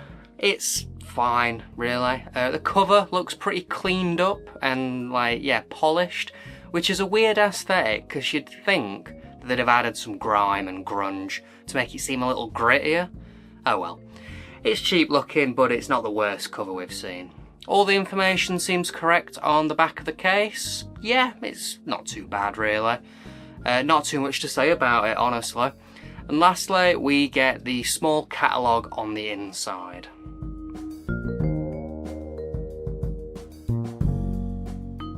Overall then, this was very nearly a good film. It has production value, it looks nice, it's well edited and well shot, but unfortunately, it's very boring and a complete slog to get through, and it just really failed to grab my attention. I think the best way to probably describe this film is forgettable. I watched it a little, like a few days ago, and I already can't really remember much about it outside of what I've written in the script for this. It's a forgettable film, unfortunately. I wouldn't recommend it. There are much better prison films out there in the world, much better action films out there. I don't really think it's worth your time. If for some reason you are looking for a copy of this is pretty much your lot. This is it. I couldn't find any other releases of it. And it's not awful. You get special features and it's passable. But because, as I said earlier, because of the production value, I feel like it would benefit from like a high definition release maybe. I still don't think it'd make it an amazing film, but it might make it slightly better. I don't know. But saying that, nobody gives a shit about this. So who's releasing this on Blu-ray? Nobody cares. So, bit of a shame this episode, bit of a disappointment. And I don't really know next episode if we're going to be changing from that. So the next one that I bought in like a Hard Gore panic when I realised that sometimes the branding is on the inside, not just the outside. So this got bought because it came up, and I don't know, every time I look at this cover it doesn't fill me with any sort of hope. Next episode we will be checking out Trash House.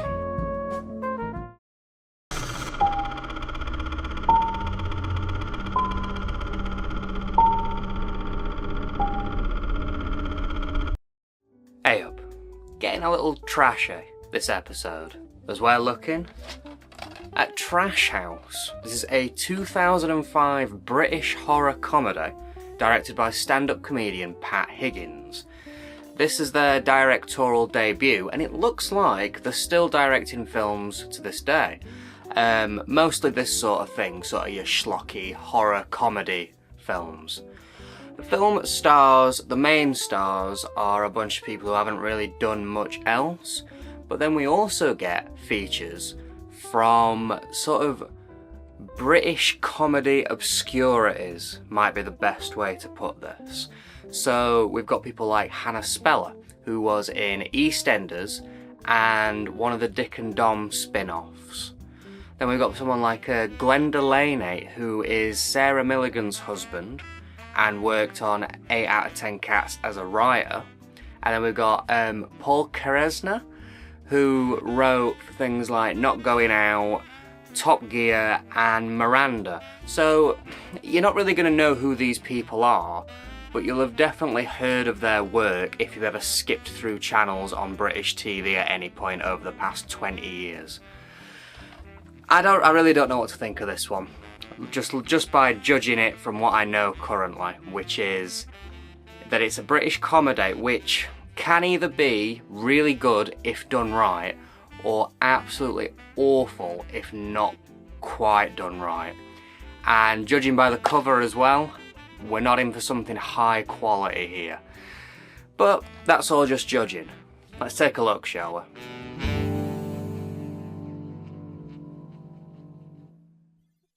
Hello there.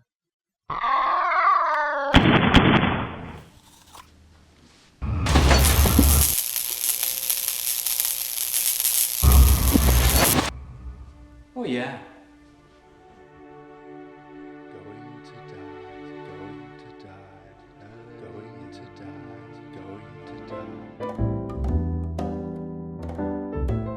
The The plot follows a group of 5 people who are all deemed the most mentally balanced people in England.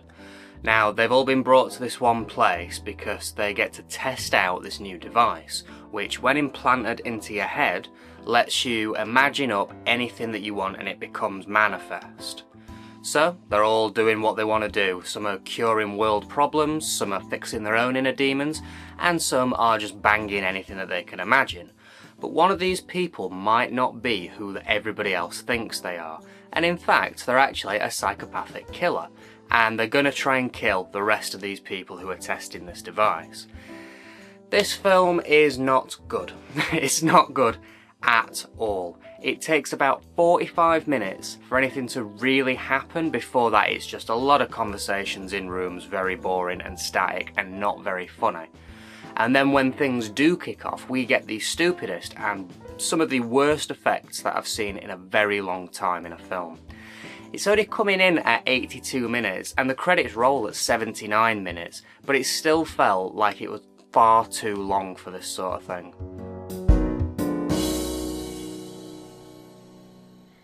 No, he isn't cute.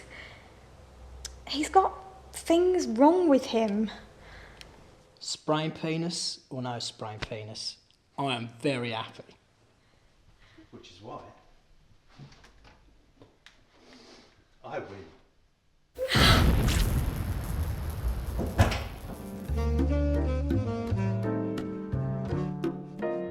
The acting in this is appalling. Nobody can deliver a line right at all, and it's not even like funny bad or anything like that. It kind of feels like amateurish sort of A-level drama performance, you know, where they're clearly trying, but they just can't quite emote right or get the lines out right. But speaking of the lines, the dialogue probably isn't helping with that, because most of this dialogue is just awful. And yeah, it's trying to be funny sometimes and it never quite lands right. And it is this mix of the directing's probably a bit off, the acting's probably a bit off, and then just the script itself isn't that good or funny.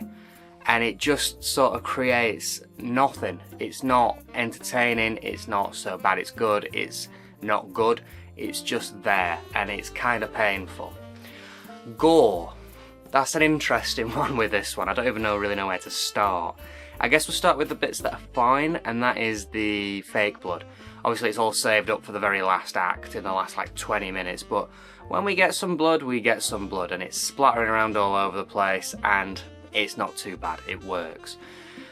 But then on the other side of this, we have the other types of effects that are used, and it's a lot of cheap shit green screen. You're talking like early YouTube sort of green screen, and weird little bits of animation thrown in there. The amount of green screen in this is laughable, and none of it is particularly well placed or anything like that. I'll be showing clips because it might be some of the worst things effects wise that I've ever seen in a film before, especially in this collection, and we've seen some shit, but usually when the film is bad, the effects manage to sort of save it a little bit. I'm thinking like Maniacal and stuff like that, but not the case here. And then we need to talk about the CG monster that's in this. It's not in it much, unfortunately, because it's insane when it does pop up, but the effect is so terrible that you can tell they looked at it and just thought, no, we can't include this. I'm trying to compare it to something, but I just can't think what it looks like. It's so bad that when you're looking at it, you don't really know what it is you're supposed to be seeing. It's like Lawnmower Man sort of effects, but low budget British independent horror comedy version of Lawnmower Man effects. Like, absolutely awful. Now, I know what you might be thinking, some of you out there, but you seem like the sort of person who might like bad effects, and I do. I like a silly effect, I like a janky bit of CG, something that looks a bit off and uncanny. Usually though, the film that surrounds these bad effects needs to also hook me in, because the problem you get is, with this film specifically, is that you've got this really boring, nearly an hour And by the time these effects come in, I'm already out of the film. I'm already checked out because nothing's grabbed me and nothing's drew me into it. So then when these effects come up, I'm just more annoyed than anything, to be completely honest. And like, yeah, you have some silly effects, but the plot is kind of interesting, or at least it's trying to draw you in. That's fine, because then the silly effect comes up and you're in the film then, aren't you? And you're like, oh my god, that's insane. This one, no. Unfortunately, that is just not the case at all. And I want to quickly touch upon a jump scare that's in this as well. The film goes kind of quiet for a minute. It's probably about a minute as well. And then a monster pops up, a big loud scream. Yeah, it's a jump scare. It's not scary or anything like that, it's just a bit annoying. But what's really annoying about it is how loud the scream is. I was worried that it had damaged my speakers because it's so abrasive and loud and quick. That, yeah, I wasn't scared in the film context, I was just scared that my speakers were going to be damaged in some way. I hate it when that sort of thing happens. It's very amateur. Jump scares can be effective, they can work, but they need to be earned and they need to be well made. And that one just felt cheap, and again, it felt kind of early internet, I guess. Because this is it, outside of the bit of gore that you get at the end, most of this film is very boring in how it's made. It's just a camera sort of plonked in the middle of the room while people have conversations. It's shot in like 2 or 3 rooms without much variation on that. And any variation we do get, the sets aren't really dressed that well, so it's kind of just boring to look at. The music is just uninspired and repetitive, it just keeps going and going, and it's just not a well-made thing, unfortunately. And it sounds harsh, and I've said in the past, and I'll say it again, any film getting made is incredible. It's so hard to make a film, and actually getting an end product is so good. But that doesn't mean I have to like the film itself. Some very bad films are charming, and you can see the making of, and you can see the passion and the enjoyment and the single-mindedness of it all, and that's engaging, and that's what I like in a low-budget film. This one, I felt embarrassed watching it. Honestly, I have nothing to do with this film. I didn't make this film, but I got second-hand embarrassment from it merely existing. And I think that kind of says it all, really, doesn't it?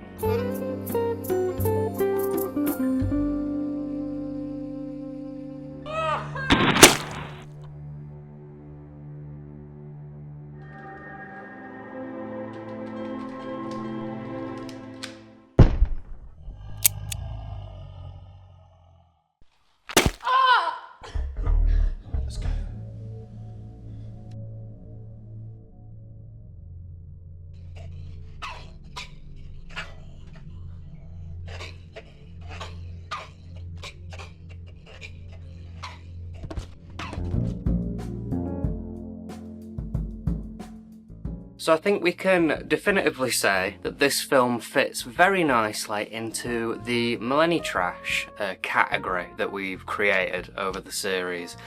Absolutely, and it's weird because they're usually American, so it's interesting having a British millenitrash film.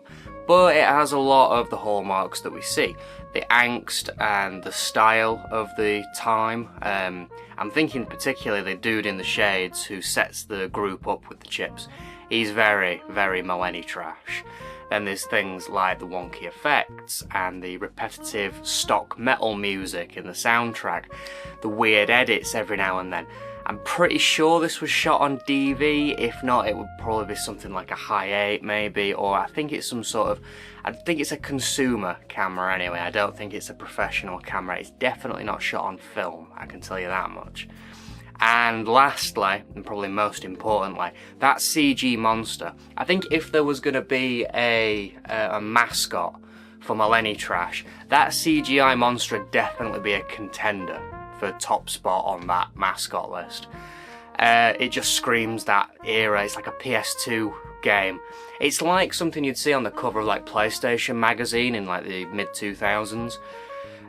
So yeah, a millenitrash film. We've not really had a definite one in a while, to be honest, so always interesting to see. Next, you know this film isn't doing too well when in the first paragraph of its Wikipedia article it's talking about how Screen Entertainment put the DVD out. It's not really an achievement, that, is it? It's nothing to be proud of. The Hard Gore guys put out my film. Oh, great.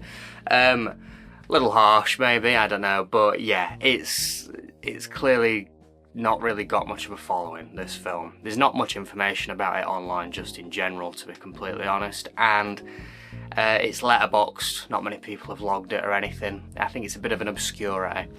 Lastly, before we move on, this film was entered into a UK-based trauma festival called Trauma Fling, and it won Best Screenplay. Must have been a slow year, I guess, I don't know. But yeah, it won something at the very least, and honestly I can kind of see this being liked by the trauma crowd. I've not got much experience with trauma films, I've not seen many of them, so I can't really comment. Like Cannibal the Musical is pretty much as far as I've gone with trauma. But from what I gather with the company, this seems like it might fit into their catalogue nicely, to be honest.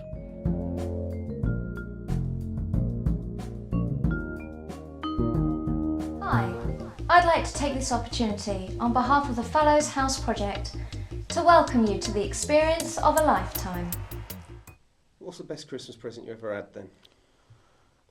I used to get combined Christmas and birthday presents. Your birthday on Christmas Day then? No, it's in May.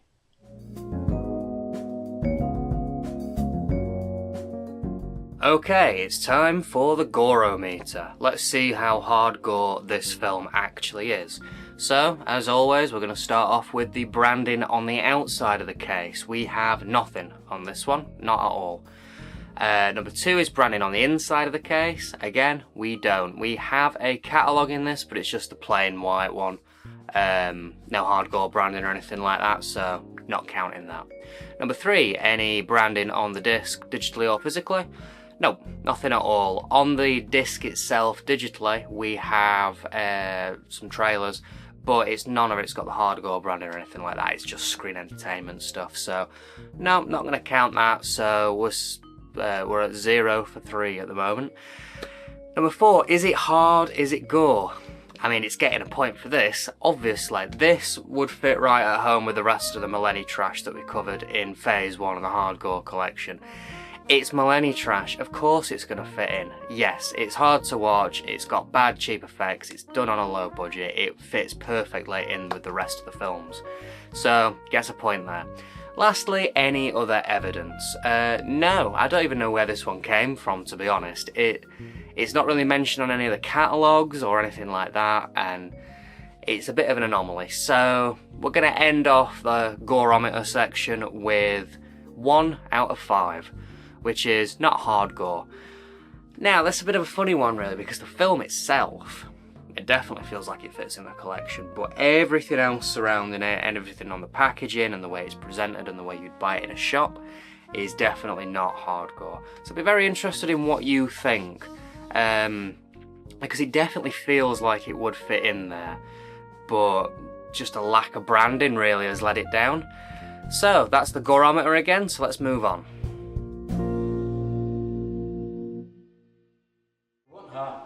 Local anaesthetic job.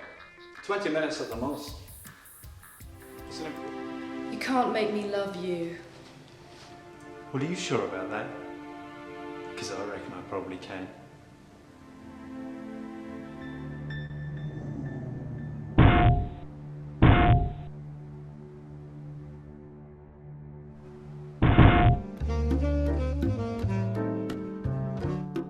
Alright, let's take a look at this print then, shall we? It's not too bad, honestly, it's not too bad at all. It's sharp, the colours are alright, if not a little contrasty sometimes, but it's not bad at all, honestly. There's no glitches or anything like that. The biggest thing probably is that it's got that weird aspect ratio thing again, where it's 16:9 converted into 4:3, so it looks small on the screen. The audio though, that's not the best. It's up and down, up and down. It's one of those where you're constantly changing the volume on your remote control. It's loud and then it's super quiet, and the mic clips quite a bit in this, but again, I think that's more of how it was recorded as opposed to like Screen Entertainment like judging it up for the DVD or anything like that. And on the disc, well, quite a few things this time, so I'm having to write them down and read them off to you. So obviously we get the usual chapter select, and we get the other trailers from Screen Entertainment, but we also get a director's commentary that plays throughout the feature. We get 4-minute pre-production short with Pat Higgins, which it's a weird one this. It's sort of, he shot it while he was trying to get the film funded before the film was actually getting made, and it's sort of like he's saying, oh, if this film ever gets made, this will be a special feature on the DVD. And you know what, it was 4 minutes, and it's fair enough. And we also get to see some of the early auditions for some of the actors as well, which is fair enough. Then we get a 46-minute behind the scenes featurette, which, yeah, looks like they had fun. I mean, it's behind the scenes, it's pretty by the books, you know, you see them shooting, little talking head interviews, everyone seems into what they're doing, positivity and all that sort of stuff. Yeah, looks fine. Then we get 5 minutes of deleted scenes, each one being introduced by Pat Higgins, and it's always a bit interesting with a film that I don't like, that I think is not well made, to see that there's deleted scenes, because it's like, you watch them and you're like, well, why were these ones deleted? And most of the film wasn't. But that's just me being a bit harsh, I guess. Then we get 5 minutes of outtakes. It's outtakes, flubbing lines and giggling and stuff. Looks like they had fun. Then we get 7 minutes, which is of a tutorial, which is interesting. It's the effects guy, and he's teaching you how to make fake blood, which is glycerin, food colouring and water, if you wanted to know. And that didn't take me 7 minutes to do. And then he puts it in like bike pumps and squirts it around and shows you how they get the effect of blood squirting and stuff like that. You know what? I like this inclusion. I think that's a fun one. You know, if I was a teenager wanting to get into making films and stuff, like I was, then this would be really interesting to me. And I like its inclusion, honestly. Then we get a 1.5-minute long thing called Nick, which is just following one of the actors around called Nick. Yeah, it's nothing really. And then we get 30 seconds, and it's called Pat's New Film, and it's just a punchline, and there's nothing more to really say on that. And there you go. That is how much is crammed onto this disc. As I always say, it's always the films that I'm not that big on that end up having the most special features, and this might have the most special features on it that we've seen in the entire Hard Gore series. I think it's got way more than anything that we saw in Phase 1, really. And it's typical because I didn't like this film at all. But there you go. Let's move on, shall we?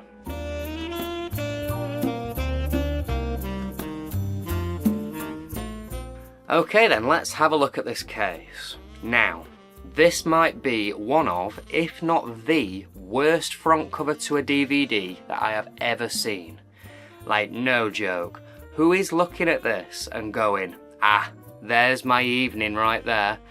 The colouring of it, the composition, the pose of the girl, it's all just shit. But I guess that's quite fitting because the film is as well. The back reads fine, it's okay. The runtime's off by 5 minutes though.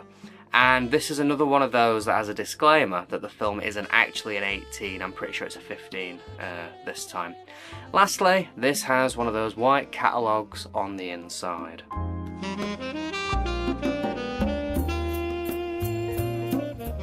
Overall then, I mean, you know what I'm going to say here, don't you? I didn't like this film.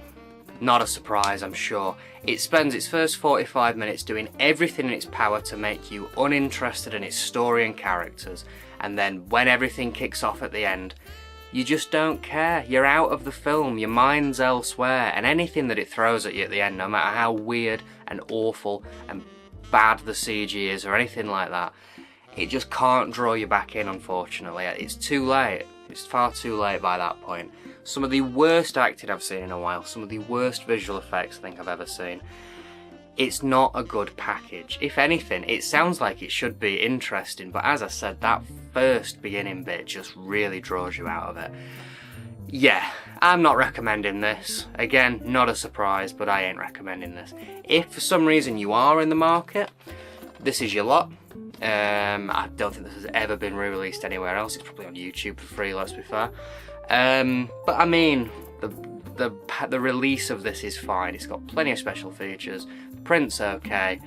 Yeah, if you are in the market, this is your lot, and it's not the worst. It is, however, a little scarce by the looks of it. As of making this video, there are no copies available to purchase on eBay, and the CEX and Amazon listings are both out of stock. So I guess it's a bit of a rare item. I don't know. I guess when it comes back on sale, I don't know how much it'd sell for, to be completely honest, but rare and rubbish. So, yeah, one of the worst this episode. One of the worst that I've seen in a while. Not good at all. Hopefully that's going to change next episode though, because we're heading back to a Hard Gore veteran. A man who only made 3 films. He made probably the most famous sexploitation film of all time, then made its terrible sequel like 30-40 years later or something stupid, and then he made this one other film as well. Next episode, we're going to be checking out Don't Mess With My Sister.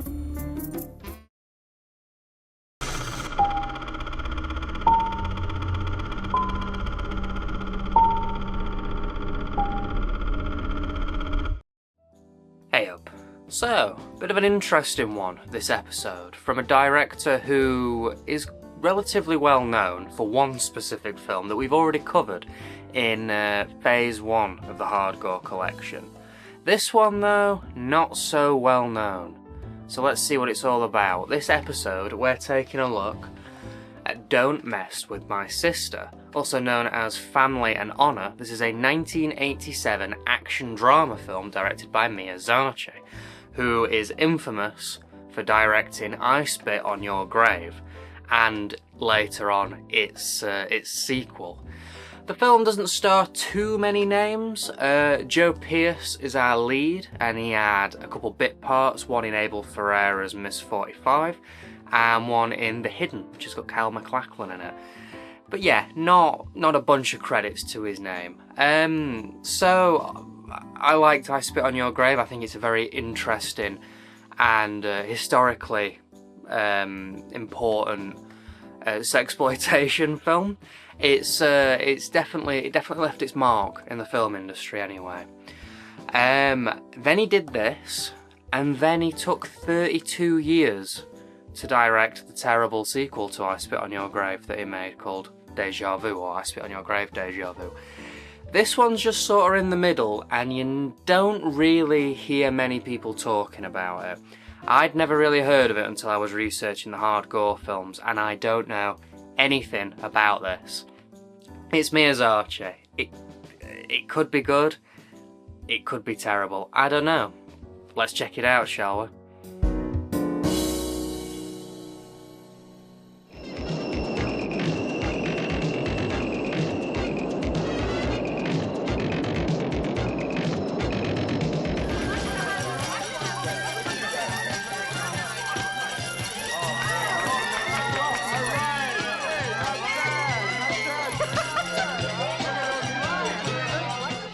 To come here after school and on weekends, summer times, all the time, sweeping up, counting spark plugs.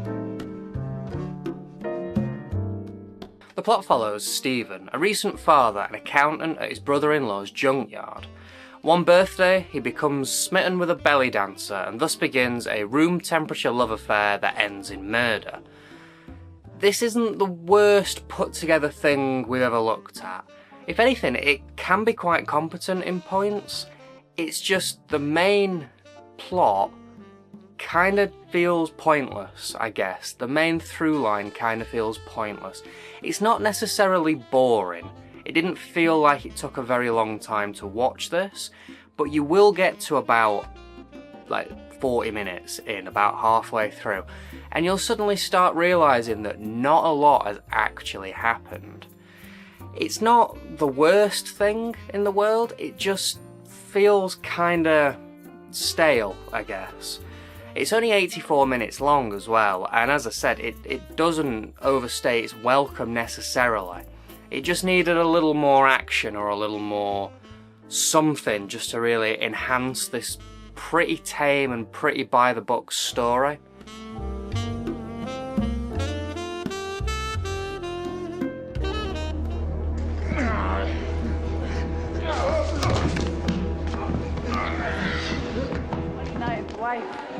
Now come on. Jump.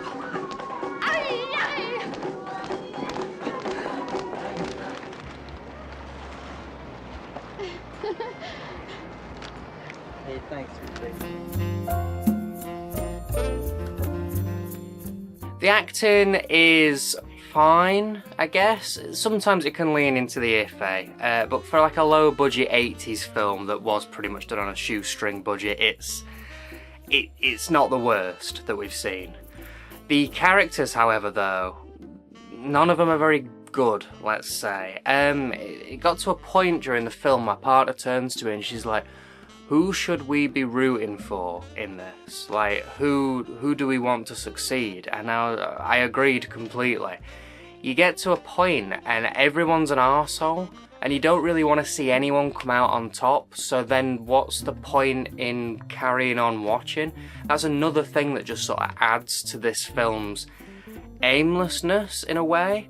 There is a plot there, but how can you care when you don't want a specific person to succeed? You don't really care about the outcome then. They could all just blow up and it wouldn't matter. The gore is very minimal. There's like a few fist fights here and there, and that's about your lot. Same for the sleaze as well, which is surprising. The camera will linger on the belly dancer a little bit, but it's quite modest, all things considered. And that's bizarre because this is a Miyazaki film. The guy did one film before this, and it was one of the most notorious sexploitation films of its era that made massive news and was like controversial and everybody knew its name. And then this is his follow-up, this daytime TV soap opera bullshit that just doesn't really have any sort of edge to it whatsoever. It's bizarre that this is what followed this. It makes no sense really. Because that's another thing, most of this film really sort of just takes place in the junkyard or in the apartment, and it's just a lot of arguing and a lot of drama. And the sort of love affair angle as well just sort of feels super cliche, and it almost feels like it's leaning into parody sometimes.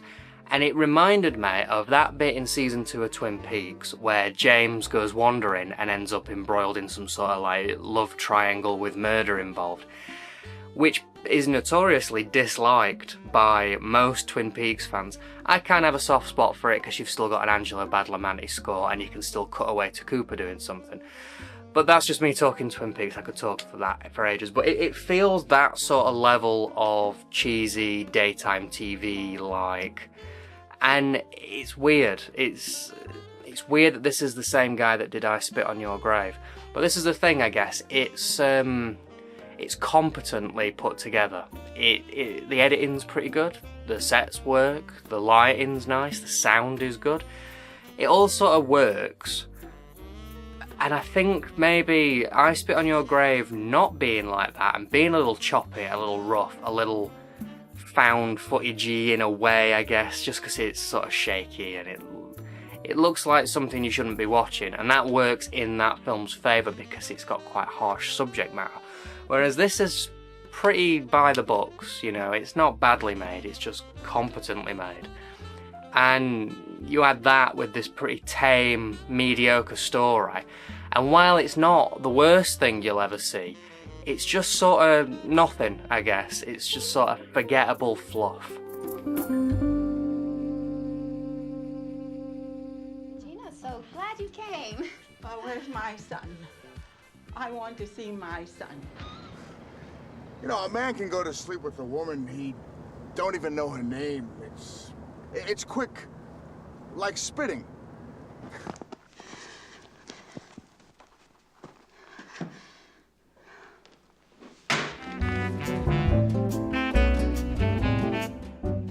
So as you can see, I bought a couple copies of this film, and that is because it kept popping up whenever I was looking up Hard Gore. It was in lists, it was just always there as like this looming presence, and with all the stuff that had gone on with the other releases on Hard Gore, I was like, well, what if this is the one though? What if this is that one that just happened to have a little Hard Gore run as well? So I bought a couple copies. Now I don't need this many copies. To be honest, I've seen it now. I don't really need any copies. So go down to Sheffield CEX and pick up a copy soon, because these will be available there, because I ain't keeping hold of these. Any other information on this film? There's a little bit here and there. It's this sort of standard fare for low budget films though. It was quite a small budget. I mean, I say that, but it's relatively big for a low budget film. It was 500,000, which is quite a bit, honestly, isn't it? Apparently a lot of the interiors were shot in Miyazaki's Manhattan flat, which was quite cramped. Apparently it was hard to film in, but you know what? I think they made it work pretty well. It didn't seem too cramped while they were shooting in there. Sometimes you can tell that in a film with like weird angles and stuff, but it seemed pretty good. Apparently Pierce got smacked in the head with a fire extinguisher during the junkyard fight scene and had to take a couple days off work, so he got a bit of injury there. It was a 37-day shoot and it didn't come out for 5 years after wrapping, which I don't really know why, to be honest. There's no information as to why there was the delay. But yeah, it's just your standard sort of fare, really, isn't it? Someone getting hurt because the health and safety is not up to scratch, things being a little cramped and a little rushed because budget's tight. It's what you'd expect. But now I've seen all three of Miyazaki's directorial efforts, so I think now might be a good time to maybe rank them for you. So down at the bottom is still I Spit on Your Grave, Deja Vu. From what I recall, it's a very long and very boring and very annoying film. It was a while since I watched it, but I remember hating it, so that can go down at the bottom. Then you've got this one just sort of sitting in the middle. It's decent, it's kind of forgettable. I'm probably not going to remember it in a few weeks, but it wasn't a horrible experience watching it. And then it's got to be I Spit on Your Grave right at the top. It's got to be. It's historically interesting, and also it's relatively well put together and effective. So yeah, there you go. It looks like it got worse as he went along, really, doesn't it? Yeah, let's move on then.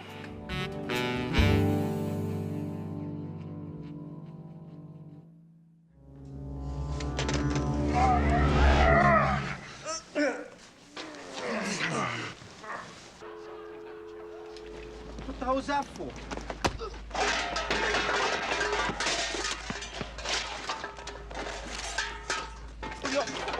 We all gone crazy, brother-in-law. We suddenly all got nuts.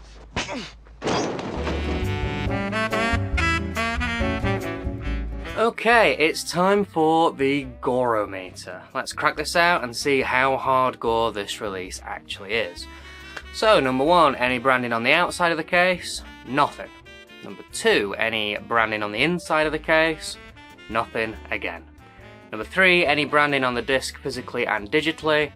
Nope, nothing there either. Number 4, is it hard, is it gore? This is a tricky one, but I'm gonna say no. I don't really think that it fits with the other hardcore films, honestly. It's a little tame. The gore is very, very low. It's very much a family drama. While it's not, it's maybe a little too competently put together and not as boring as some of the worst things that we've seen in the hardcore collection, I don't think it'd fit, so I'm not giving it a point for that. And lastly, any other evidence. Now, I purposefully went out and got this double pack. It's alright, knock them all off, I don't want them. So I purposely went out and got this double pack. Because again, I have this like little voice in the back of my head just saying, yeah, but what if the double pack's hardcore branded? So I sourced a double pack, and it's not, no. So everything that I've found about this just has this standard Screen Entertainment release. It's the same disc with all 3 of these releases. It's exactly the same. And apparently I Spit on Your Grave was also released just Screen Entertainment. There was a release floating around that was just Screen Entertainment without all the Hard Gore branding, and that's the same I Spit on Your Grave that's in this. So yeah, this is definitely not Hard Gore. This doesn't mention Hard Gore anywhere on it. So as far as I am aware, there has been no Hard Gore branding on Don't Mess With My Sister at all. So no evidence, so no point there. So we're ending the Goreometer with a 0 out of 5, which is definitely not Hard Gore. And I can kind of see it. It's weird. I expected it maybe to be a little more Hard Gore feeling because it's a Miyazaki film, but it doesn't feel anything like I Spit on Your Grave. If I didn't know that this was a Miyazaki film going into it, I would never have guessed. Never have guessed. So it'd be interesting to know what you guys think as well. Do you think I was right with that? Do you want this double pack? Because if you do, it'll be available soon. Yeah, let's move on, shall we?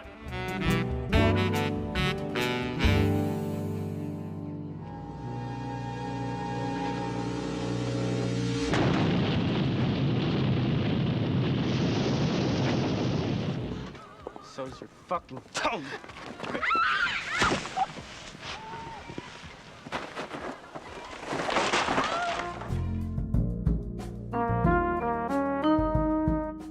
Okay, let's take a look at this print then, shall we? It's actually pretty good, you know. It's in full 16:9, it's not converted over or anything like that. The image is crisp and clear, the sound is really good. It's honestly one of the best prints I think that we've had in quite a while. It's really decent.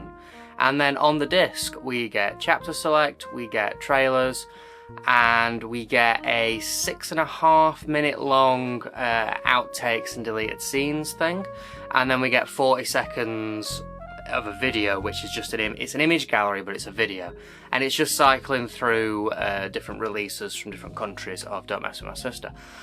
I mean, we get more special features. That definitely seems to be some sort of running theme for this phase 2. We've been getting plenty of special features, and while there's not loads on this disc, there's still some, which is more than can be said for most of the films in phase 1 of the Hard Gore collection.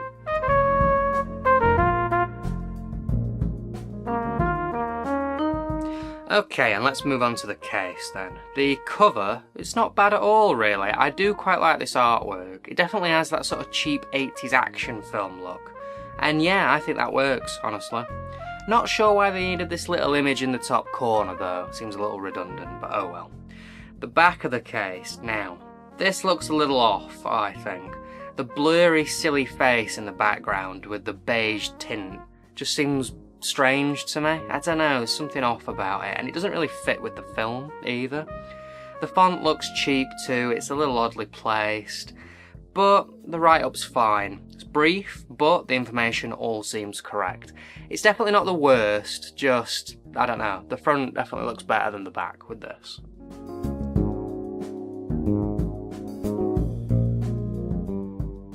Overall then, I'm sort of down the middle with this one, honestly. It's well put together, it's competently made, it's not the most boring thing we've ever watched, and it's quite short, it doesn't overstay its welcome. Its main issue lies in its story and its characters, which are a little done, you know. We've seen this before, it's a little cliche, and it's very tame. The fact that this is a Miyazaki film kind of baffles me a little bit. The same guy that did I Spit on Your Grave made this, which is just kind of by the books, kind of bland. It's bizarre, it's bizarre. I can't outwardly recommend this. I would say that if you're a fan of Zarchi's work or interested in what else he made, maybe check this one out, but I don't know if you're really going to get too much from it. It's not the worst thing in the world, just, as I say, a little bland.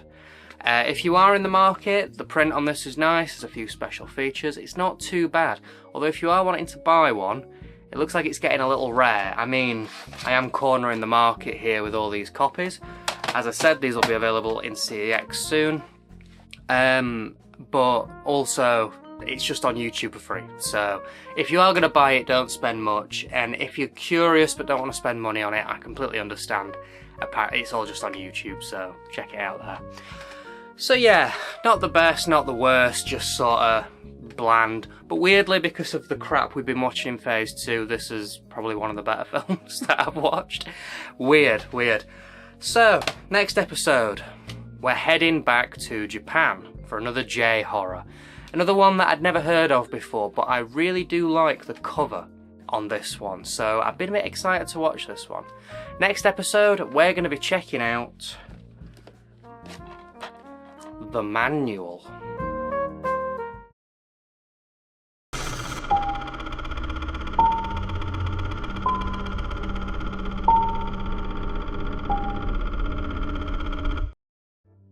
Hey up. So we are closing in on the last feature this episode in the entire Hard Gore collection. Bizarre to think. This episode we are looking at The Manual.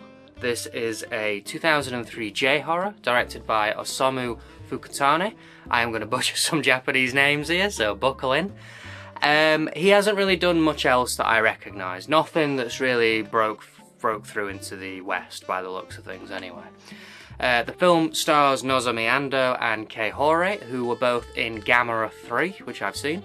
There's also a few people who've appeared in some of the Grudge sequels and stuff like that. But the person I've probably seen in the most films is someone called Kenji Mizuashi.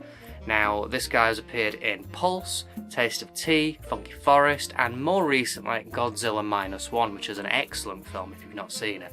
Well worth checking out. So, we've had a bit of a mixed bag with the J-horrors. One of them was a genuinely really good hidden gem that had me very entertained. The other one was a painful, cringy mess.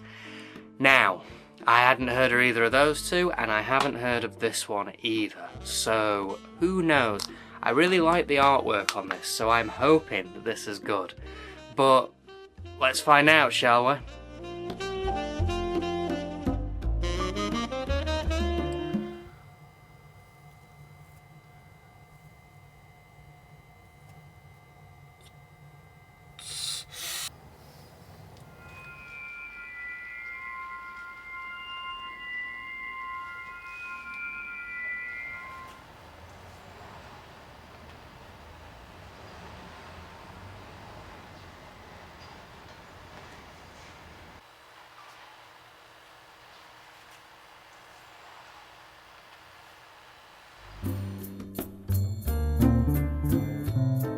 The plot follows two reporters who are investigating a recent increase in suicides.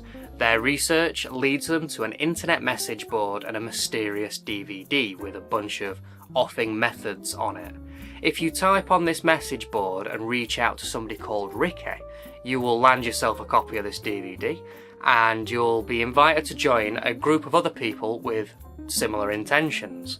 But this DVD and message board might have a little more going for it than initially meets the eye. Maybe a supernatural element. It's a difficult one to talk about, this one, because it's trying to do something quite different to what we usually discuss on here. It's going for a very slow, somber and depressing tone throughout the whole thing. And you know what? It's consistent in that vibe. And while I do quite appreciate that, it is lacking in any scares or tension or action, and it can feel kinda dull sometimes. Now, it's only 86 minutes long, and I think that's a perfect little time for it to get its themes across and to explore what it wants to and such. But every now and then, you will find yourself just wanting just a little bit more from it, because it feels like it's got it in it, but it feels like it's just sitting in this style too much and restraining itself from really becoming something really special, I guess.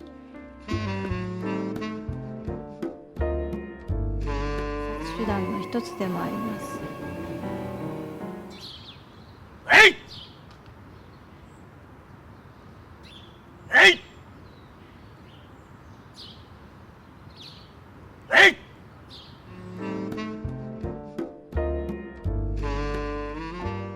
With this being a subtitled film, the acting is kind of hard to really comment on, but nothing really stood out to me as being absolutely terrible.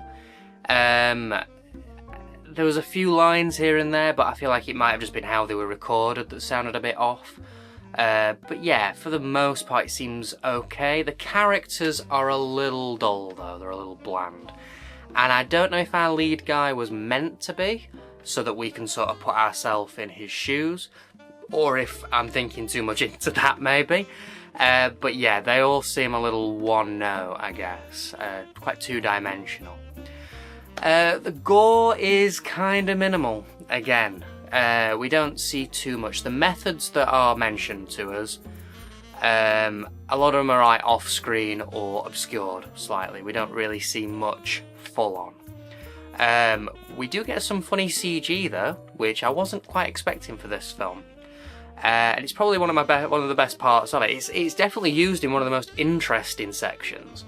So the DVD shows you various methods, and it's your usual sort of fare, what you'd expect. But every now and then it comes in with these weird machines. There are two that are shown. It's called something just like generic, like Suicide Machine A, and then there's D as well.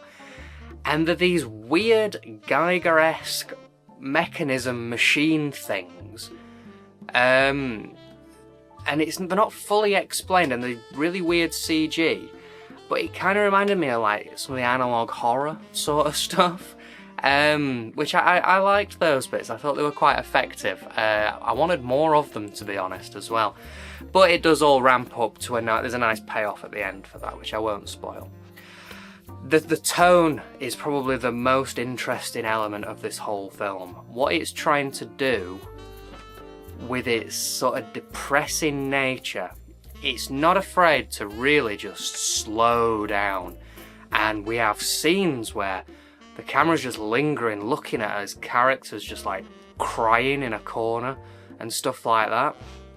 And it can be quite effective. It can definitely be quite an effective method, and the consistency of it is, I mean, it knew what it was doing, and I think it was really trying to go for it. And I'm guessing the idea is that it's kind of reflecting our main character's mental state as they're degrading, the film's slowing down, and you mix that in with this drab colour palette, this repetitive music, and yeah, I don't know, it's interesting. I don't know if it fully worked, but it was good that they tried doing it, I think. I'm glad that they tried doing something a little different with it.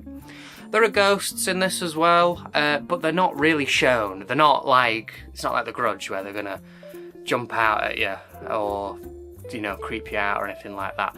The ghosts are more metaphor, I guess. They're the ghosts of people who've done the deed and are now trying to convince you to do likewise, basically. The whole film is apparently this sort of like anti-self-murder. Sorry, I have to use these stupid terms because YouTube hates the main word because YouTube's for babies apparently. But yeah, it's like an anti-self-murder vibe for it, and I feel like it was done with good intentions. How effective that has been, I cannot say at all, but it's an interesting thing to see. I was definitely intrigued by what it was trying to do.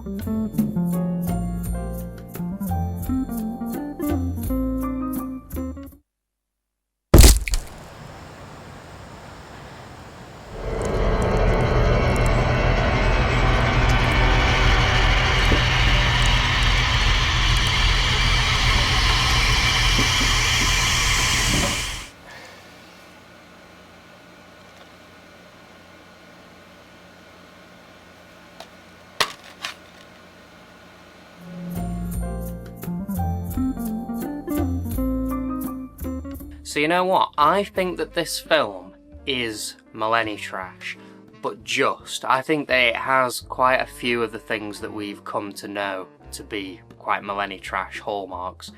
But it's only just in there. Let's go through some of what makes it millenitrash.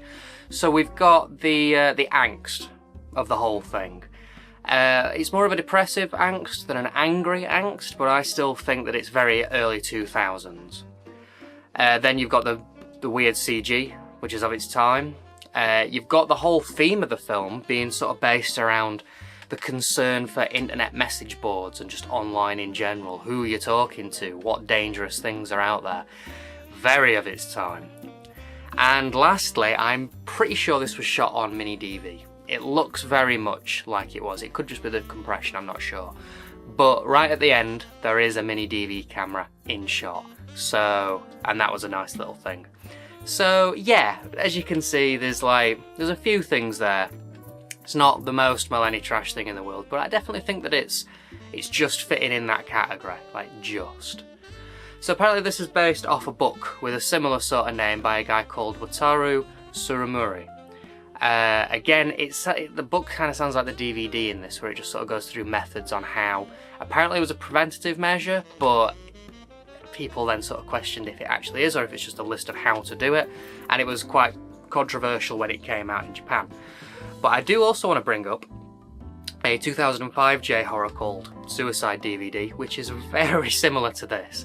Now, I watched it a few years ago. That I didn't really know that these two were similar in any way. I didn't know. But looking at it now, that could easily just be a rip-off of this film, honestly. But I really liked the other one. I thought it was really good. So if you can hunt that one down, it's probably worth checking out. There was a sequel to this film called The Manual to Intermediate Level. Same year, different director, so they were really churning these out. From what I can see, the director hadn't really done much else either, to be completely honest. But yeah, so it did well enough to warrant a sequel.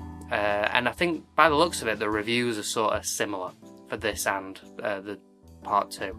Yeah, they're kind of the same sort of vibe, I think. So, I have now covered 3 J-horror films, all of the J-horror films in the Hard Gore collection, and I think now would be a good time for a little ranking, don't you?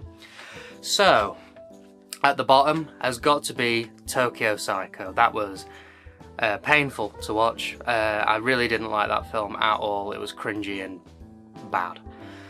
Then, this film, while I do like what it's trying to do, I don't know if it fully succeeds in what it's trying to do. And then right at the top has got to be Cursed, because I genuinely had a really fun time watching that film. If anything, watch Cursed.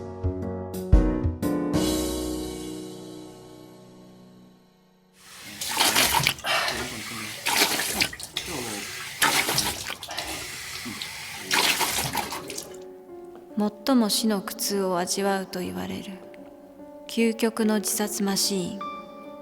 自殺マシーンを再現しました。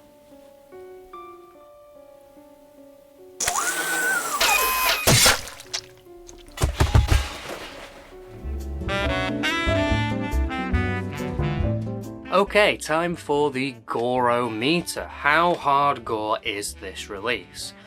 So, is there any branding on the outside of the case? Nope. Is there any branding on the inside of the case? Nope. Is there any branding on the disc, physically or digitally? Nothing at all. Is it hard? Is it gore? No. I'm going to say no for this one. I feel like it's trying to do something quite different with its sort of more depressive tone and its preventative nature. I feel like it doesn't really fit with the rest. It's not trying to have too much fun. It's trying to be a bit more dour and serious. And I guess you could say the same about things like Faces of Death, maybe. I don't know. I don't think that it fits with the hardcore films, though. I think it would feel a little out of place. Just a completely different vibe, to be honest. And lastly, is there any other evidence about this being hardcore? No, this is part of Screen World, an offshoot of Screen Entertainment, and as far as I can see, it's the only one that was Screen World. Even the other foreign films that we've covered haven't been Screen World. So, no other evidence there. So that means you get a 0 out of 5 once again, which means this is definitely not hardcore. And yes, I agree with that one. I mean, it looks like it was trying to start off its own little spin-off production-y thing called Screen World. If there are any more, please do let me know. I'd be fascinated to see. And also let me know about my ranking and my scoring for this one. Do you agree? Is it a 0? I think it's pretty firmly not a hardcore film. But who knows?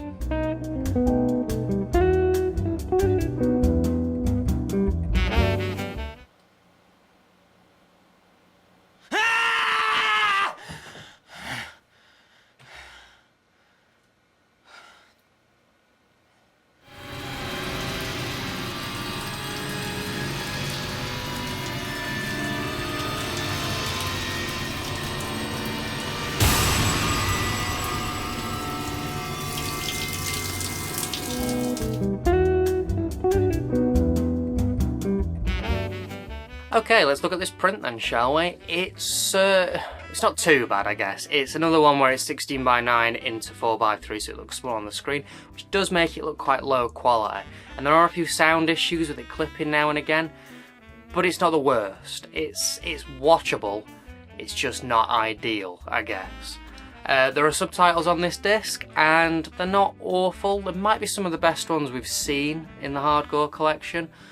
There was a point though where it was trying to translate a song whilst also trying to translate text on screen from the message boards, and that just got a bit confusing. That was a mess. I don't really know why they try and translate song lyrics in films sometimes, because a lot of the time it's not important what they're saying, it's just a mood that they're doing. Just leave that and focus on the actual story and translating that, please. But outside of that, I didn't really notice any major issues. It was very watchable with the subtitles.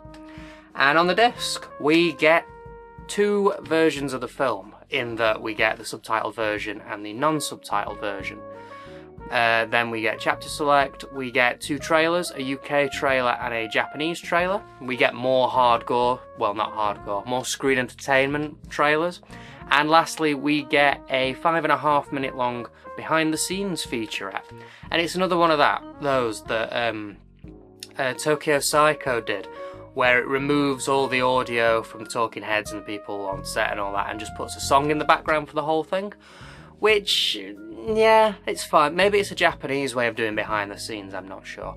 But once again, more special features. Like, it's nice to actually see that we're getting stuff. This back end of the Hard Gore Phase 2 stuff has been special feature central. It's bizarre, really.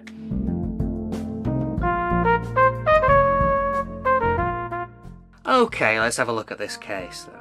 Well, to start off with, I really like the cover design. Nice use of colour, and it's obscured just enough. It has me interested. It's minimal and effective. Probably one of, if not the best we've seen in the whole collection. The back of the case is decent too. It avoids mentioning the subject matter explicitly, and the blurb is pretty brief, and yeah, I don't mind it. It's pretty good. Everything seems correct. We get a first for this series as well, and last probably. We get a reversible sleeve, and the other artwork's decent too. It's definitely one of the best designs we've seen, and I'd have definitely grabbed this if I'd have seen it in Poundland back in the day. The menu's worth mentioning here as well. It's pretty funky, and it stands out compared to most of the generic ones that this series has had. And lastly, I want to mention the disc design, which it's made to match the plain black DVD that you get in the film, but it has this like little gloss font so you can just make out the details of the disc when holding it up to light. I really like it when they do this, bringing something from the film out into the physical world. It's just such a great little touch.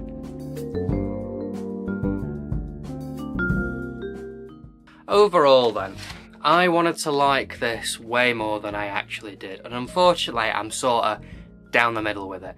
It has a distinct and interesting and different style that I've not really seen done before to this extent, but unfortunately it gets a little bogged down within its own style, and it can become a little boring sometimes.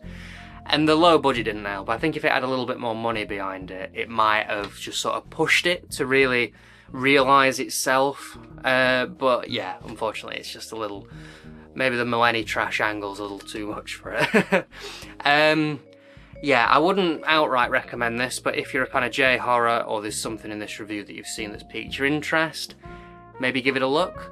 If you're just coming straight off The Grudge or something like that, it's not gonna scratch that itch. But if you like a more somber film that is also a J-horror, this might be for you. And if you do watch it, let me know, because I'd be interested to know what you think. So, if you're in the market, this has really nice packaging, reversible sleeve, nice, the disc's cool, the menus are good, but the print does let it down slightly. I think if the print had been better, this would have been probably the best thing that Screen Entertainment have put out in the entire collection, really. But unfortunately, yeah, the print's a little iffy.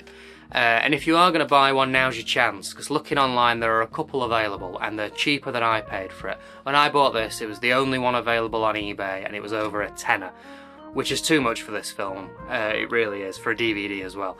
But I needed to know if it was hardcore or not, and it isn't. So if you want to grab one, now's your chance, I guess, because there's a few floating around, but it isn't essential, I wouldn't say. So, middle of the road, unfortunately, for the last feature that we're going to be covering, because next episode, we're going to be covering a bunch of short films, weirdly. What a weird way to end this off. Now, I have seen the Titles short film, the one that lends itself to the title. I haven't seen the rest though, so I remember enjoying the short film that I had seen though. I remember enjoying it. So, next episode, we're going to be checking out Cutting Moments.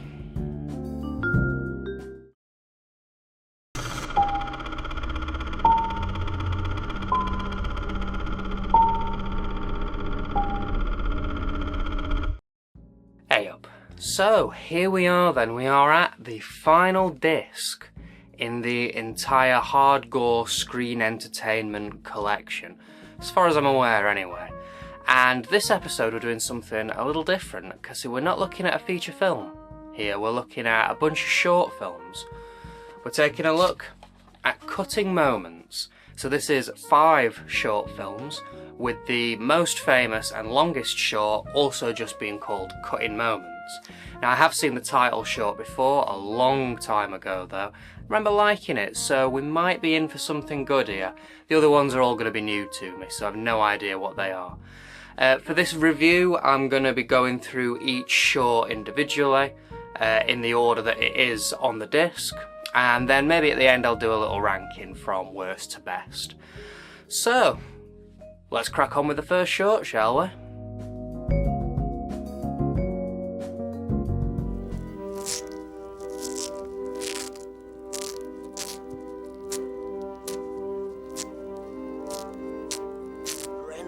Awful that we're going to do later in life. You never treated me very nice at all. And now... Looking back on it It now. was just a suggestion.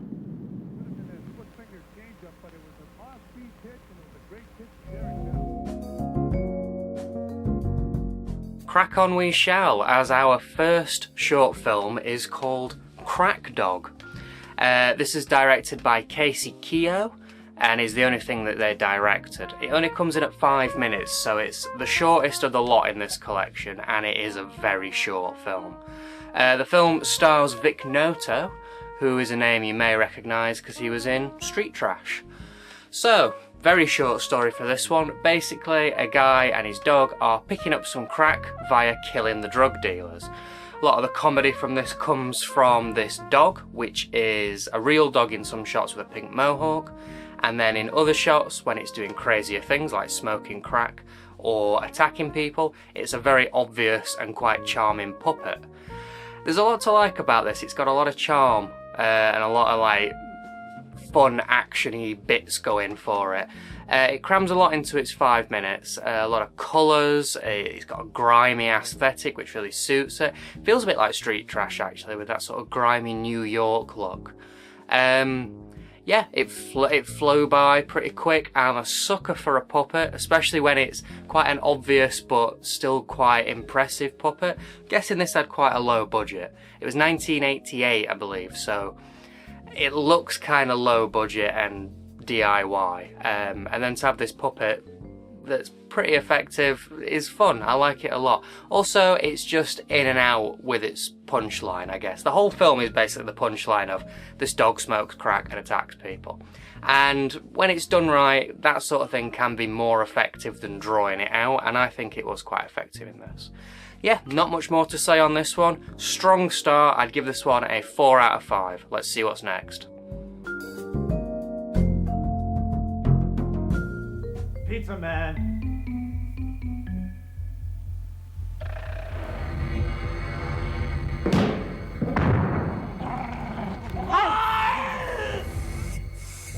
When I finally figured he'd had enough. No, Tito. Well, No. he didn't agree with me.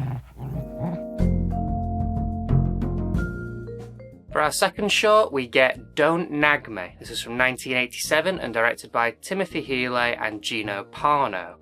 It looks like this is the only thing that they directed, but they did carry on in the industry. It looks like Healy went into lighting, working on Joker and the American 98 Godzilla film, and then Parno went into editing, working on things like Fast and Furious 7 and Zoolander 2.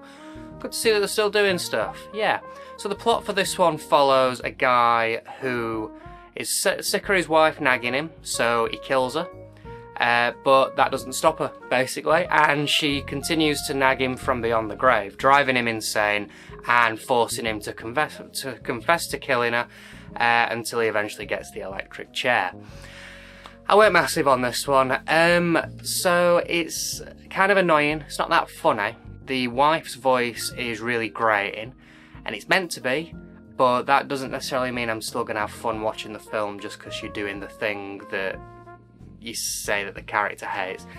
It just made me not like it, basically. And yeah, not a massive fan of the humour in this one. The lighting was nice. I think a major issue for it was that I just kind of found it too obvious. So it's told out of order, it's not fully shot in chronological order.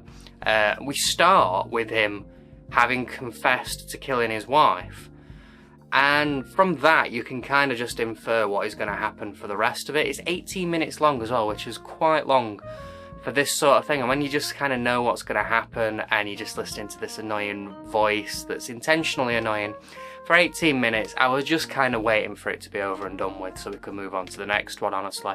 So yeah, not a great way to follow up the energy of Crack Dog, unfortunately. Yeah, this one gets a 2 out of 5. Let's see what's next. Sure was. Ivan? Ivan? Did you look for a job today? You lazy bastard, we need some money.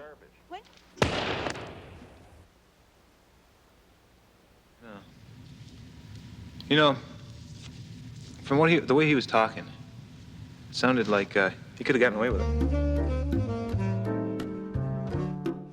Okay, at the halfway point now, we get Bowl of Oatmeal. This is from 1996, and I'm going to need a list for these directors. This is a 10-minute short, bear in mind. So the directors of this film are Matthew Bezanis, Lawrence Geiss, Leslie Hucko, Dietmar Post, David White, and Sai-Hui Wu. That is 6 directors for a 10-minute short film. How the hell does that happen? Most of these didn't really go on to do much. Some of them went into producer roles, and the only one who's actually directed anything outside of this is Dietmar Post. So, the film follows a guy who's going crazy in his apartment. He's talking to a creepy bowl of oatmeal, and every now and then he leaves his house to collect pieces of meat so that he can create his own meat woman. I really like this one. This is probably my favourite so far. It just has a great mix of bleak misery with absurdist humour. Like the colour palette's muted, everything's grotty and grimy, it looks disgusting, but there's a humour to it, and it's like this oppressive bleakness with this dark silliness mixed in. It kind of reminded me, I guess, of Possum, if you've seen that one. Fantastic film and well worth a look. But yeah, there's just this great mix, this juxtaposing mix, but it meshes so well, and they do it in this as well. I was really worried when I saw 6 directors. I thought this might be a case of too many cooks, but I really like what they came out with here. Pretty damn good. This one's also getting a 4 out of 5. Let's move on.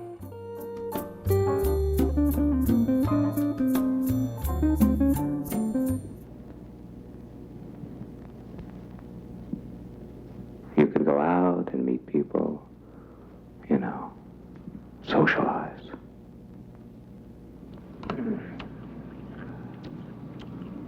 Maybe I can find a hobby or something.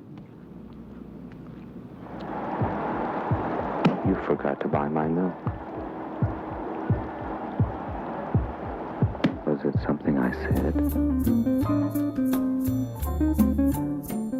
For our fourth short, we have Principles of Karma from 1996, directed by Craig Wallace, who actually did go on to do some other things. Nothing I've ever seen before, but finally someone who went on to direct more than just one short film. Probably the most successful, I guess, actor in this is a guy called Adam J. Harrington, who's done a bunch of TV shows. He has over 120 credits on IMDb, so must be doing alright for himself. The plot follows a apathetic and picked-on teenager as he just sort of slumps through his week at school. He hangs out with his horny mate and gets bullied by the local thugs. Until one night when a TV repairman kidnaps him and shoves him in a van. Turns out this guy is actually the leader of a youth liberation group, and they're going door to door kidnapping teenagers to unbrainwash them. But the night might not turn out how this guy was wanting it to. There's plenty going on in this. The characters are fun. There's a lot of good humour in this, especially in the first half. There's a lot of really good humour in this. The characters are all stereotypes, and it's playing into the angst quite a lot, which I quite enjoyed. The lead guy's best mate, the horny one, is ridiculous and just full on whips his dick out outside and just wiggles it about for a while. You know what, I was not expecting full frontal in any of these, but you get what you get, I guess. And the guy who plays a TV repairman is pretty funny as well. He's just like, he's playing this cool sort of guy, but he's doing it in such a over-the-top and ridiculous manner that, yeah, it's fun. It's fun. My issues with this film come in the second half, though. I feel like the whole youth liberation group stuff kind of like grinds this film to a bit of a halt. For me, it does anyway.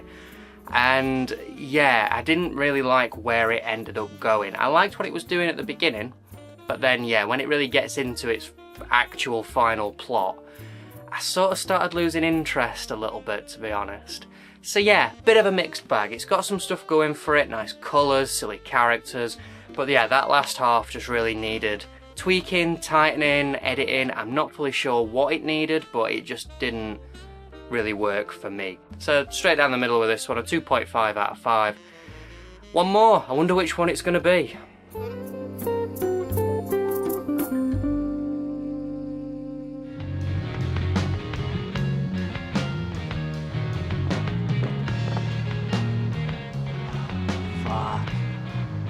I hate this place. Hi. I'm here to fix your cable. Thank God you're here. Come on in.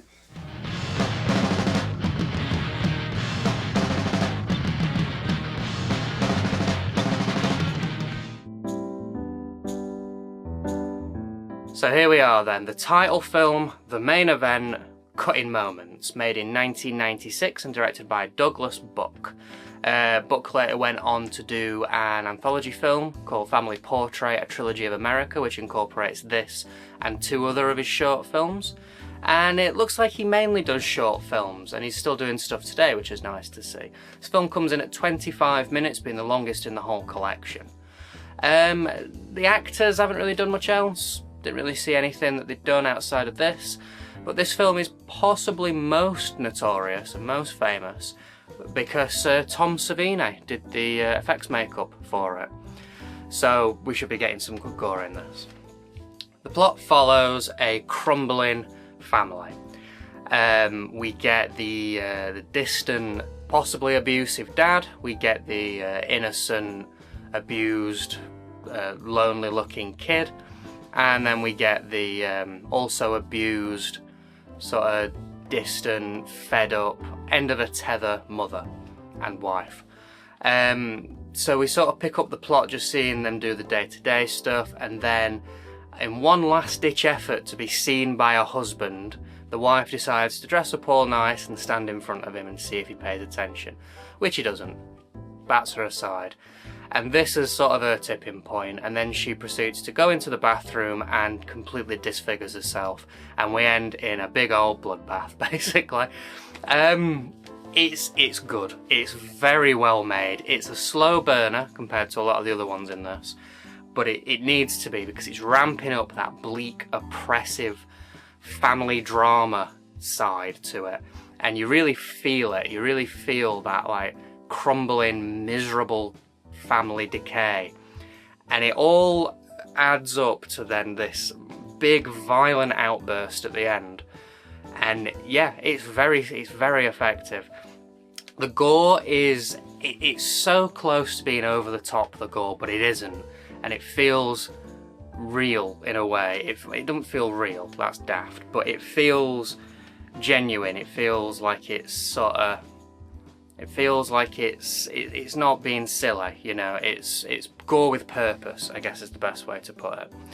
And that juxtaposition between like the first 15 minutes and that big 10-minute ending, which I forgot how far it goes, to be honest, at the end as well.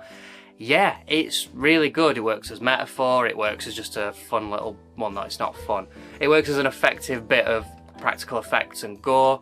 It's, yeah, it's definitely the standout. I can see why they titled this collection after this one film, because, yeah, it's pretty damn good. Obviously the best in the collection for me. This has got to be a 4.5 out of 5. If you've not seen it, well worth looking at. So, let's move on, shall we?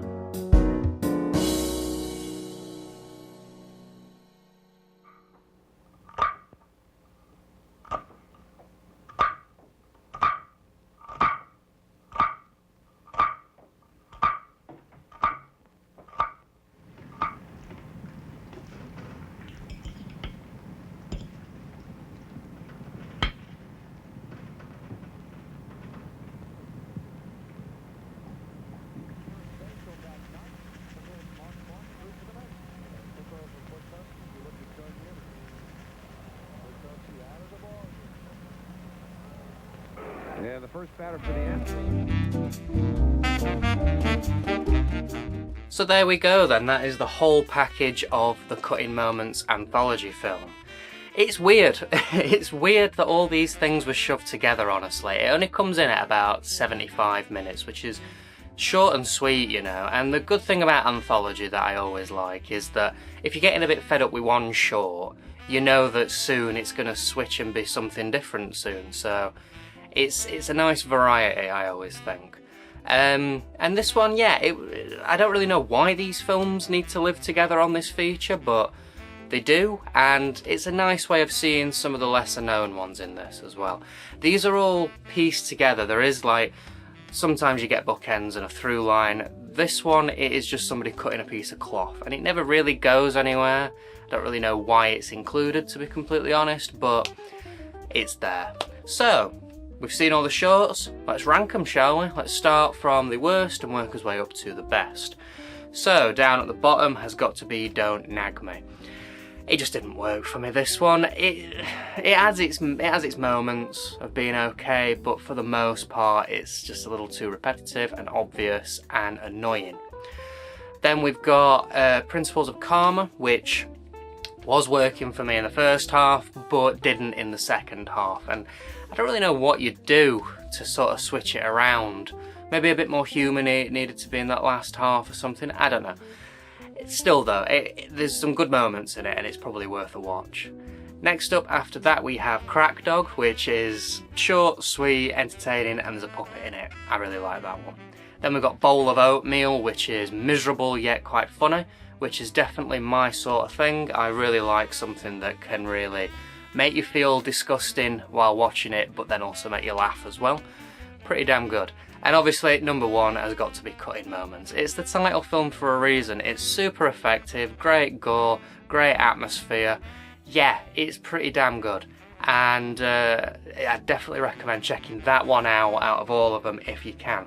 So, I wouldn't say there was anything absolutely horrible in this collection. There was nothing that made me think like, why the fuck have they included this at all? There were some that weren't quite as good, but nothing that was like offensively terrible to watch. So not a bad collection all in all, I'd say.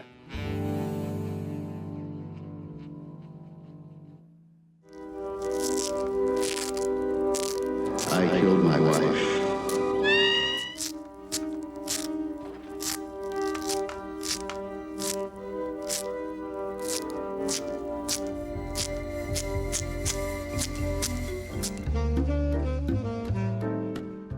Okay then, so for the last time we get to whack out the goreometer and see how hardcore this release actually is. So, any branding on the outside of the case? None. Any branding on the inside of the case? None. Any branding on the disc, physically and digitally? Nothing. So, now we get to, is it hard, is it gore? And I would say yes. I'm going to give it a point for this one. I think that in each of these shorts is an element that would fit quite nicely into the Hard Gore collection. I think things like Bowl of Oatmeal and Crack Dog would fit with the sillier, gorier side of things. I think the angst and almost proto-millenitrash nature, but it's a parody of that as well, which is crazy, of Principles of Karma fits nicely. The sort of slow, boring, a bit shit side of Don't Nag Me fits in with the Hard Gore, and then the all-out gore, in-your-face stuff of Cutting Moments. I could see this comfortably fitting with the rest of the Hard Gore films, honestly. So yeah, point for that. And lastly, any other evidence that this is a Hard Gore film? And you know what, it gets a point for this as well, because I may have mentioned this in a previous episode, but on one of the Poundland DVDs, there is a picture of this exact release with the Hard Gore branding on it. So this was definitely planned as a Hard Gore film. Now, if it was on a Poundland leaflet, you're talking late era Hard Gore. So the chances are, because that's how I found out about Night of the Living Dead, because I didn't know that Night of the Living Dead was a Hard Gore release until this one leaflet, and that's quite a late era one. So I think that they didn't get a chance to fully release this as a Hard Gore. Maybe they went bust, or they exchanged hands or something. This is released by ILC, which has done a lot of the late era Hard Gore releases with Screen Entertainment. Chances are they just bought the company out and then just put out whatever licenses they had left without the branding. So, you know what, it gets a point because it looks like it was meant to be a Hard Gore release. So overall, we get a 2 out of 5. Yeah, I could see that, honestly. It's not quite Hard Gore. And yeah, I could kind of see this fitting in comfortable with the rest, to be honest. But yeah, I do think it was planned but just didn't come out. Be nice to know what you guys think about this one as well.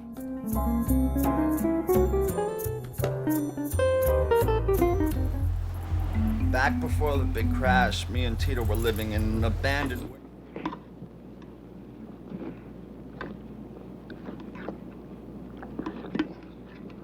car. Drive to Maya Ringwald's house and wait until she drove outside, you know, in a little pink sports car. Then I'd follow her for a while and wait till she built up some speed. And then I'd zip past her and get about half a mile ahead. Okay, let's take a look at this print then, shall we? It's in 4x3 and it doesn't look the best. It's a little grainy, low quality, and Principles of Karma is in 16x9 and then compressed into 4x3. So I think the main issue with this, really, outside of it just looking a bit cheap, is that none of these short films really felt like they were mixed together to make a whole. The different aspect ratios, there's sound differences between the shorts. It feels like they were just sort of slapped together and put on a disc. It would have been nice if they sort of matched levels for sound, matched pictures, aspect ratio and things like that. But unfortunately they didn't with this, so yeah, it's not the best, unfortunately. And on the disc we get the option to just play them all through or the option to pick a short. The problem is that when you do pick a short, it just plays the feature from that point.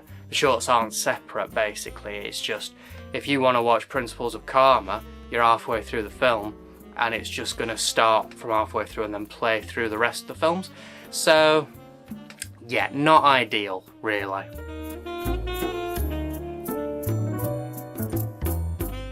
Okay then, time for the case. The font is pretty trashy. I'm not sure who this woman's supposed to be either. She's not in any of the shorts.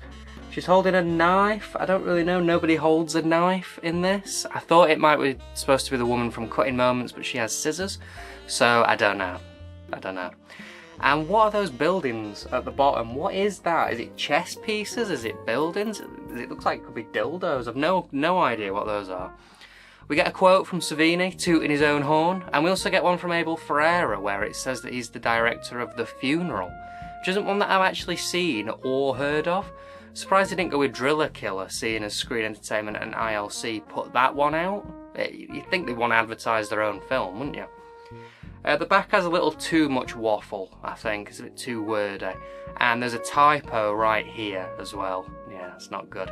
The rest, though, it's not worded the best, but, you know, it does the job.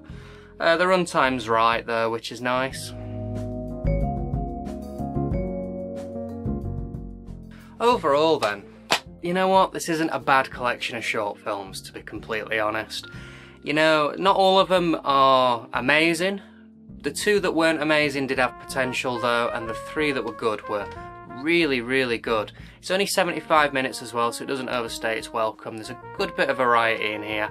I really liked it. It was good. And the title film, Cutting Moments, is well worth checking out if you get a chance. As for the release, unfortunately this release isn't the best. It's not got the best picture quality or anything like that.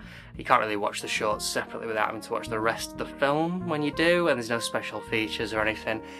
Yeah, this could do with like a reissue, I think. Like Arrow could put this one out, or 88 Films, or 101 or something like that. And I reckon it'd be nice to see these cleaned up and in good quality. As far as this goes though, it's cheap and you can generally find it lying around on eBay or Amazon. It's not hard to find or anything. So, that's it. All the films in the Hard Gore collection, all the DVDs have been looked at thoroughly. We've done it. So, next episode, we are going to go through Phase 2 of Hard Gore and just the Hard Gore collection in general. We're going to do a bit of summing up, have a bit of a debriefing on the whole thing, and maybe we'll talk about some future plans while we're there as well. So, thanks for watching, and I'll see you in the next and last episode.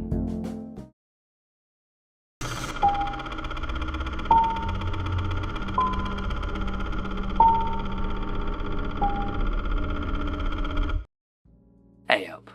So, there we go then.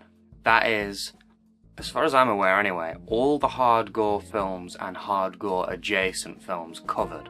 64 episodes, a lot of films watched, and I'm pretty sure that we've looked at every film that Screen Entertainment had something to do with.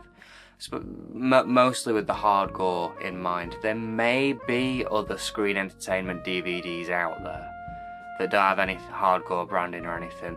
Maybe the stuff that they were doing with ILC, or was it 4 films or something?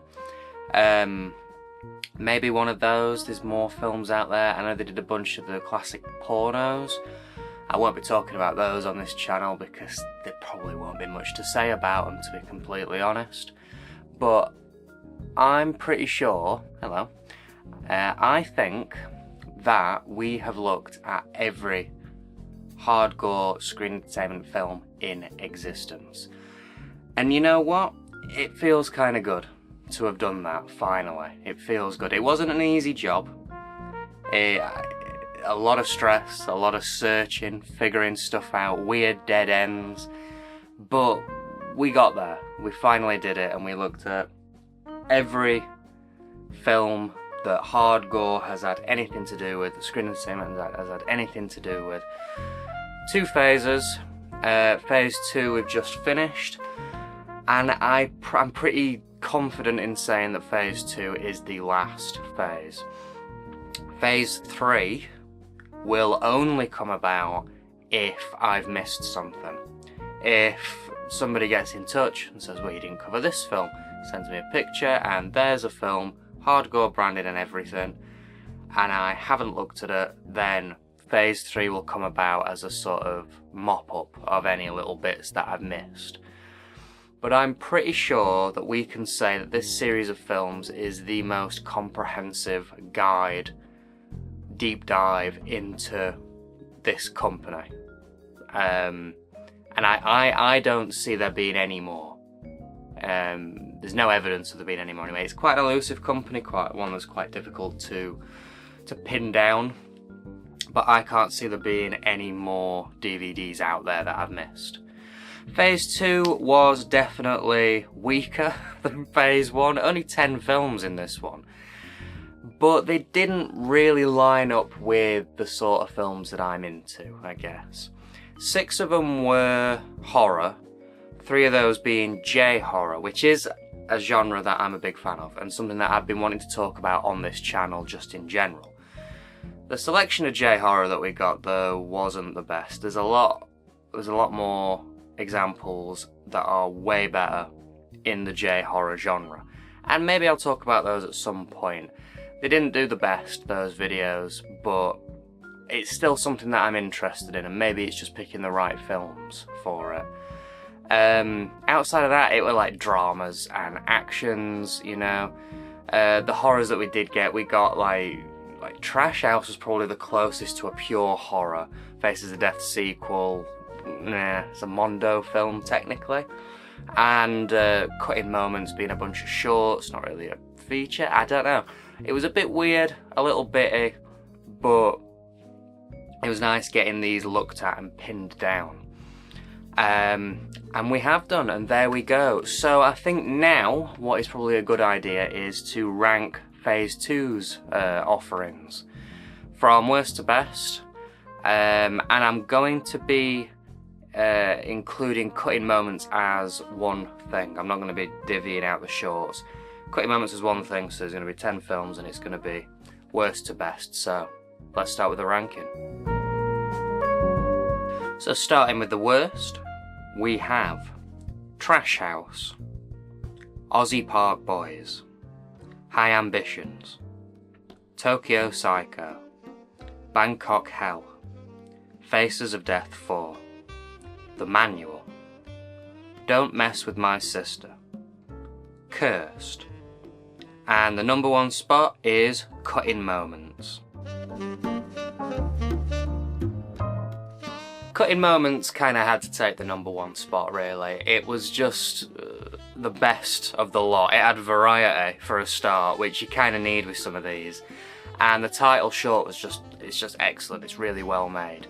Cursed came close. That was a close second. I did have a lot of fun with Cursed. But yeah, Cutting Moments just took that number 1 spot. And Trash House being down at the bottom is no surprise. That film was awful. Absolutely awful. Out of the 10 films, I'd only really recommend Cursed and Cutting Moments, to be honest. I wouldn't really bother with any of the other films.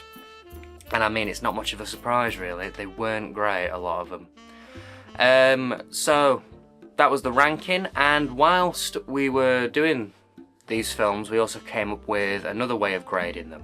That being the Gorometer. And that's seeing how hard gore these DVD releases are. It was on a scale of 0 points to 5 points, and let's have a look at what we've gleaned from these, shall we? Let's have a look at our results.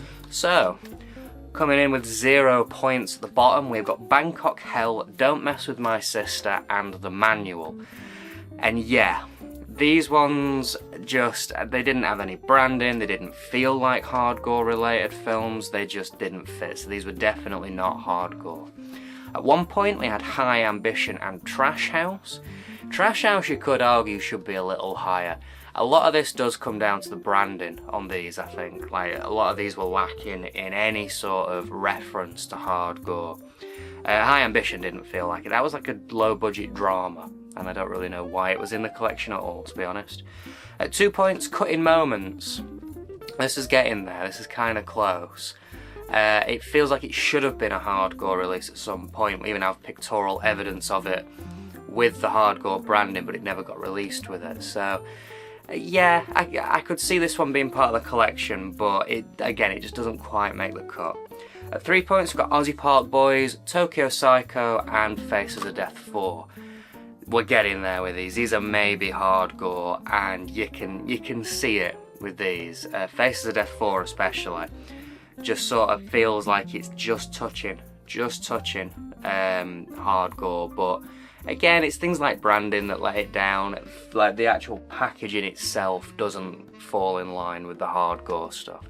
So it's close. And then 4 points. We have Cursed, and we didn't have any 5-pointers, which I kind of expected. So the closest we got to Hard Gore, the winner of the Nearly Hard Gore award is Cursed, which is not an award you really want to be winning. But yeah, it just had more branding, it had a millenitrash sort of vibe to it, it wouldn't have felt out of place, and the case itself is actually covered in branding. It has the most Hard Gore branding out of any of the ones we looked at in Phase 2.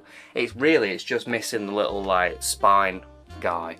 So yeah, that's the Goreometer.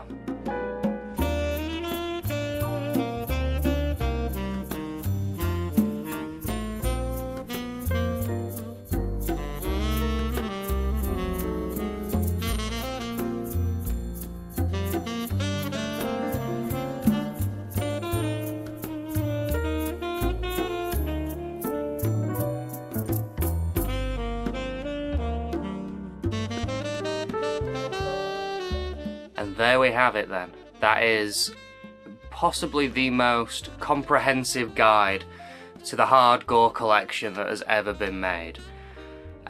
Consider it a collector's guide or a deep dive or something like that. I don't really know what this is. It's just sort of like looking into something that's super, super obscure.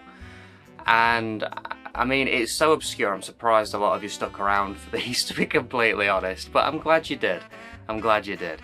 There's a part of me that's glad it's over, to be honest. Some of these were a little painful to watch, a little draining, you know, you're watching them every week and, you know, yeah, you feel it sometimes. But then again, it was nice to finally see what these elusive discs held on them. That was one of the big highlights. A few highlights for these were getting to look at some of the more obscure films from bigger directors, you know, Jess Franco, Lucio Fulci, the Faces of Death series and things like that. It's stuff I've been wanting to tick off and watch, and this was a great opportunity to do that.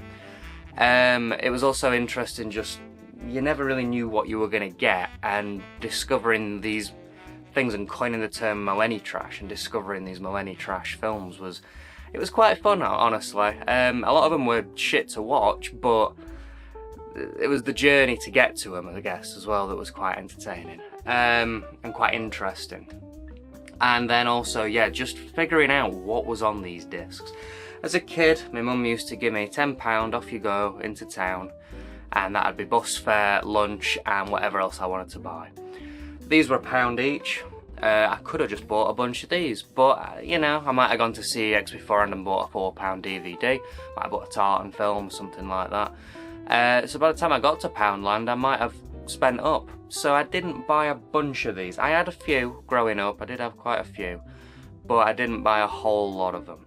But I did used to look at them. Me and my mate would go and we'd like stare at them and wonder what was on these discs. And now I know, and there's something very satisfying about figuring that sort of thing out. And yeah, we've done it. We have officially done it. I want to thank everybody for watching this series.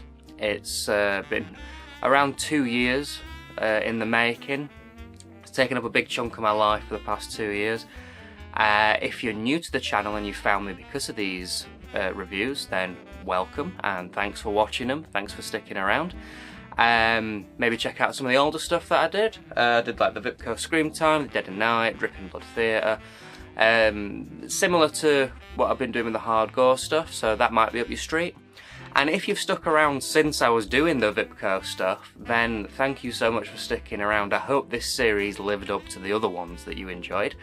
And because you guys have stuck around and subscribed and liked and commented on all my videos, it's meant that I've started making a little bit back from YouTube finally, which is huge. It's huge to me. This series and your guys' help has really pushed the channel to actually do something like where I'm actually seeing something back from it, and that means a lot to me. It really does mean a lot to me, so thank you very much for that. The future of the channel. Now, obviously this has been a big part of the channel for a few years now, so what's coming next? Well, I can say for certain that I'm going to be finishing off the Agforum 101 collection. There's not many left of those, and I just want to tick that series off and move on to something else. I'm open to suggestions. If there is a series of films, bear in mind size and money as well. Some people have recommended terracotta. There's a lot of those and they can be very expensive, so bear that one in mind. There's a few that I've looked at, but more importantly, there's going to be an update video coming out very soon on the channel, and that is going to look more deeply into where I want to go with things on here. I'm not stopping. If anything, I'm only just starting on this channel, really. I have a lot of ideas. We're going to be entering a sort of experimental phase. It's not going to be completely out there. We're still going to be talking about this sort of stuff, these sorts of films, DVD releases and all that sort of stuff. But it's going to be a little different in its format, in how I make videos, in what sorts of videos I make. So all I'll say before the update is Agfa 101, and expect a little bit of experimentation to start peeking in here and there. If it's not for you, I completely understand. But if you want to carry on supporting me and sticking around with the channel, then thank you so much for that. That means a hell of a lot to me. So, back to the matter at hand. Hard Gore is finished. We've done it. I can't believe we've done it. I'm very happy. Thank you so much for sticking around, and before you go, I just have a few more things that I'd like to say. If you've made it this far through the video, then thank you so much for watching. I just want to take a moment of your time to talk about a few things that I'm offering over on my shop. So I made a short film last year called It's All Wrong. It's finished off its festival run, and it is now readily available to buy on DVD and Blu-ray through my website, which I will put right there. If you are interested, we have DVDs, we have Blu-rays, but they are limited in quantity. So if you want to grab one, now's your chance, get on that. If you're not a physical media guy, weird that you're watching my channel because that's mainly what we talk about, but you can also grab this film on Patreon link right here. If you want to support what I do, you can subscribe to Patreon, and if you become a level 2 or 3 member, then you get It's All Wrong included. If you don't want to subscribe, there is a one-off payment option where you can watch It's All Wrong digitally as much as you like for one payment. All the money goes into purchasing the DVDs and Blu-rays that I use to make videos on this channel, and it also goes into funding more short films if you like what I make. I am also offering music on the shop. There will be some albums that I've made, some soundtracks to things that I've made. It's quite experimental, not for everybody's sort of music. You can test it out on Bandcamp, link here, if you want to check it out before purchasing. But again, all the proceeds go towards the films that I buy for the channel and the films that I make outside of the channel. Lastly, I have a few copies of Don't Mess With My Sister and the Don't Mess With My Sister double pack with I Spit On Your Grave. I was going to get rid of these and sell them to CEX, but I have decided that maybe I'll put them up on my shop. They'll be cheap, don't worry, they'll be about what I paid for them, but I'll be signing them as well if you're interested in buying something that has been used in one of my videos. And if you have a request for what you want me to put in the thing, in the signature and stuff, just let me know and I can adhere to that. Again though, there's only one copy of Don't Mess With My Sister and then one copy of the Don't Mess With My Sister and I Spit On Your Grave double pack. I also do members on YouTube, which is still in its infancy and I'm getting to terms with it a little bit and figuring it all out. Patreon's the main one at the moment, but members, you know, you get basically what the patrons get as well. So if you do want to support me, that's how you can do it. Thank you so much for watching. If you're already supporting me, then thank you very much for that. It means a lot. And thanks a lot. See you in the next video.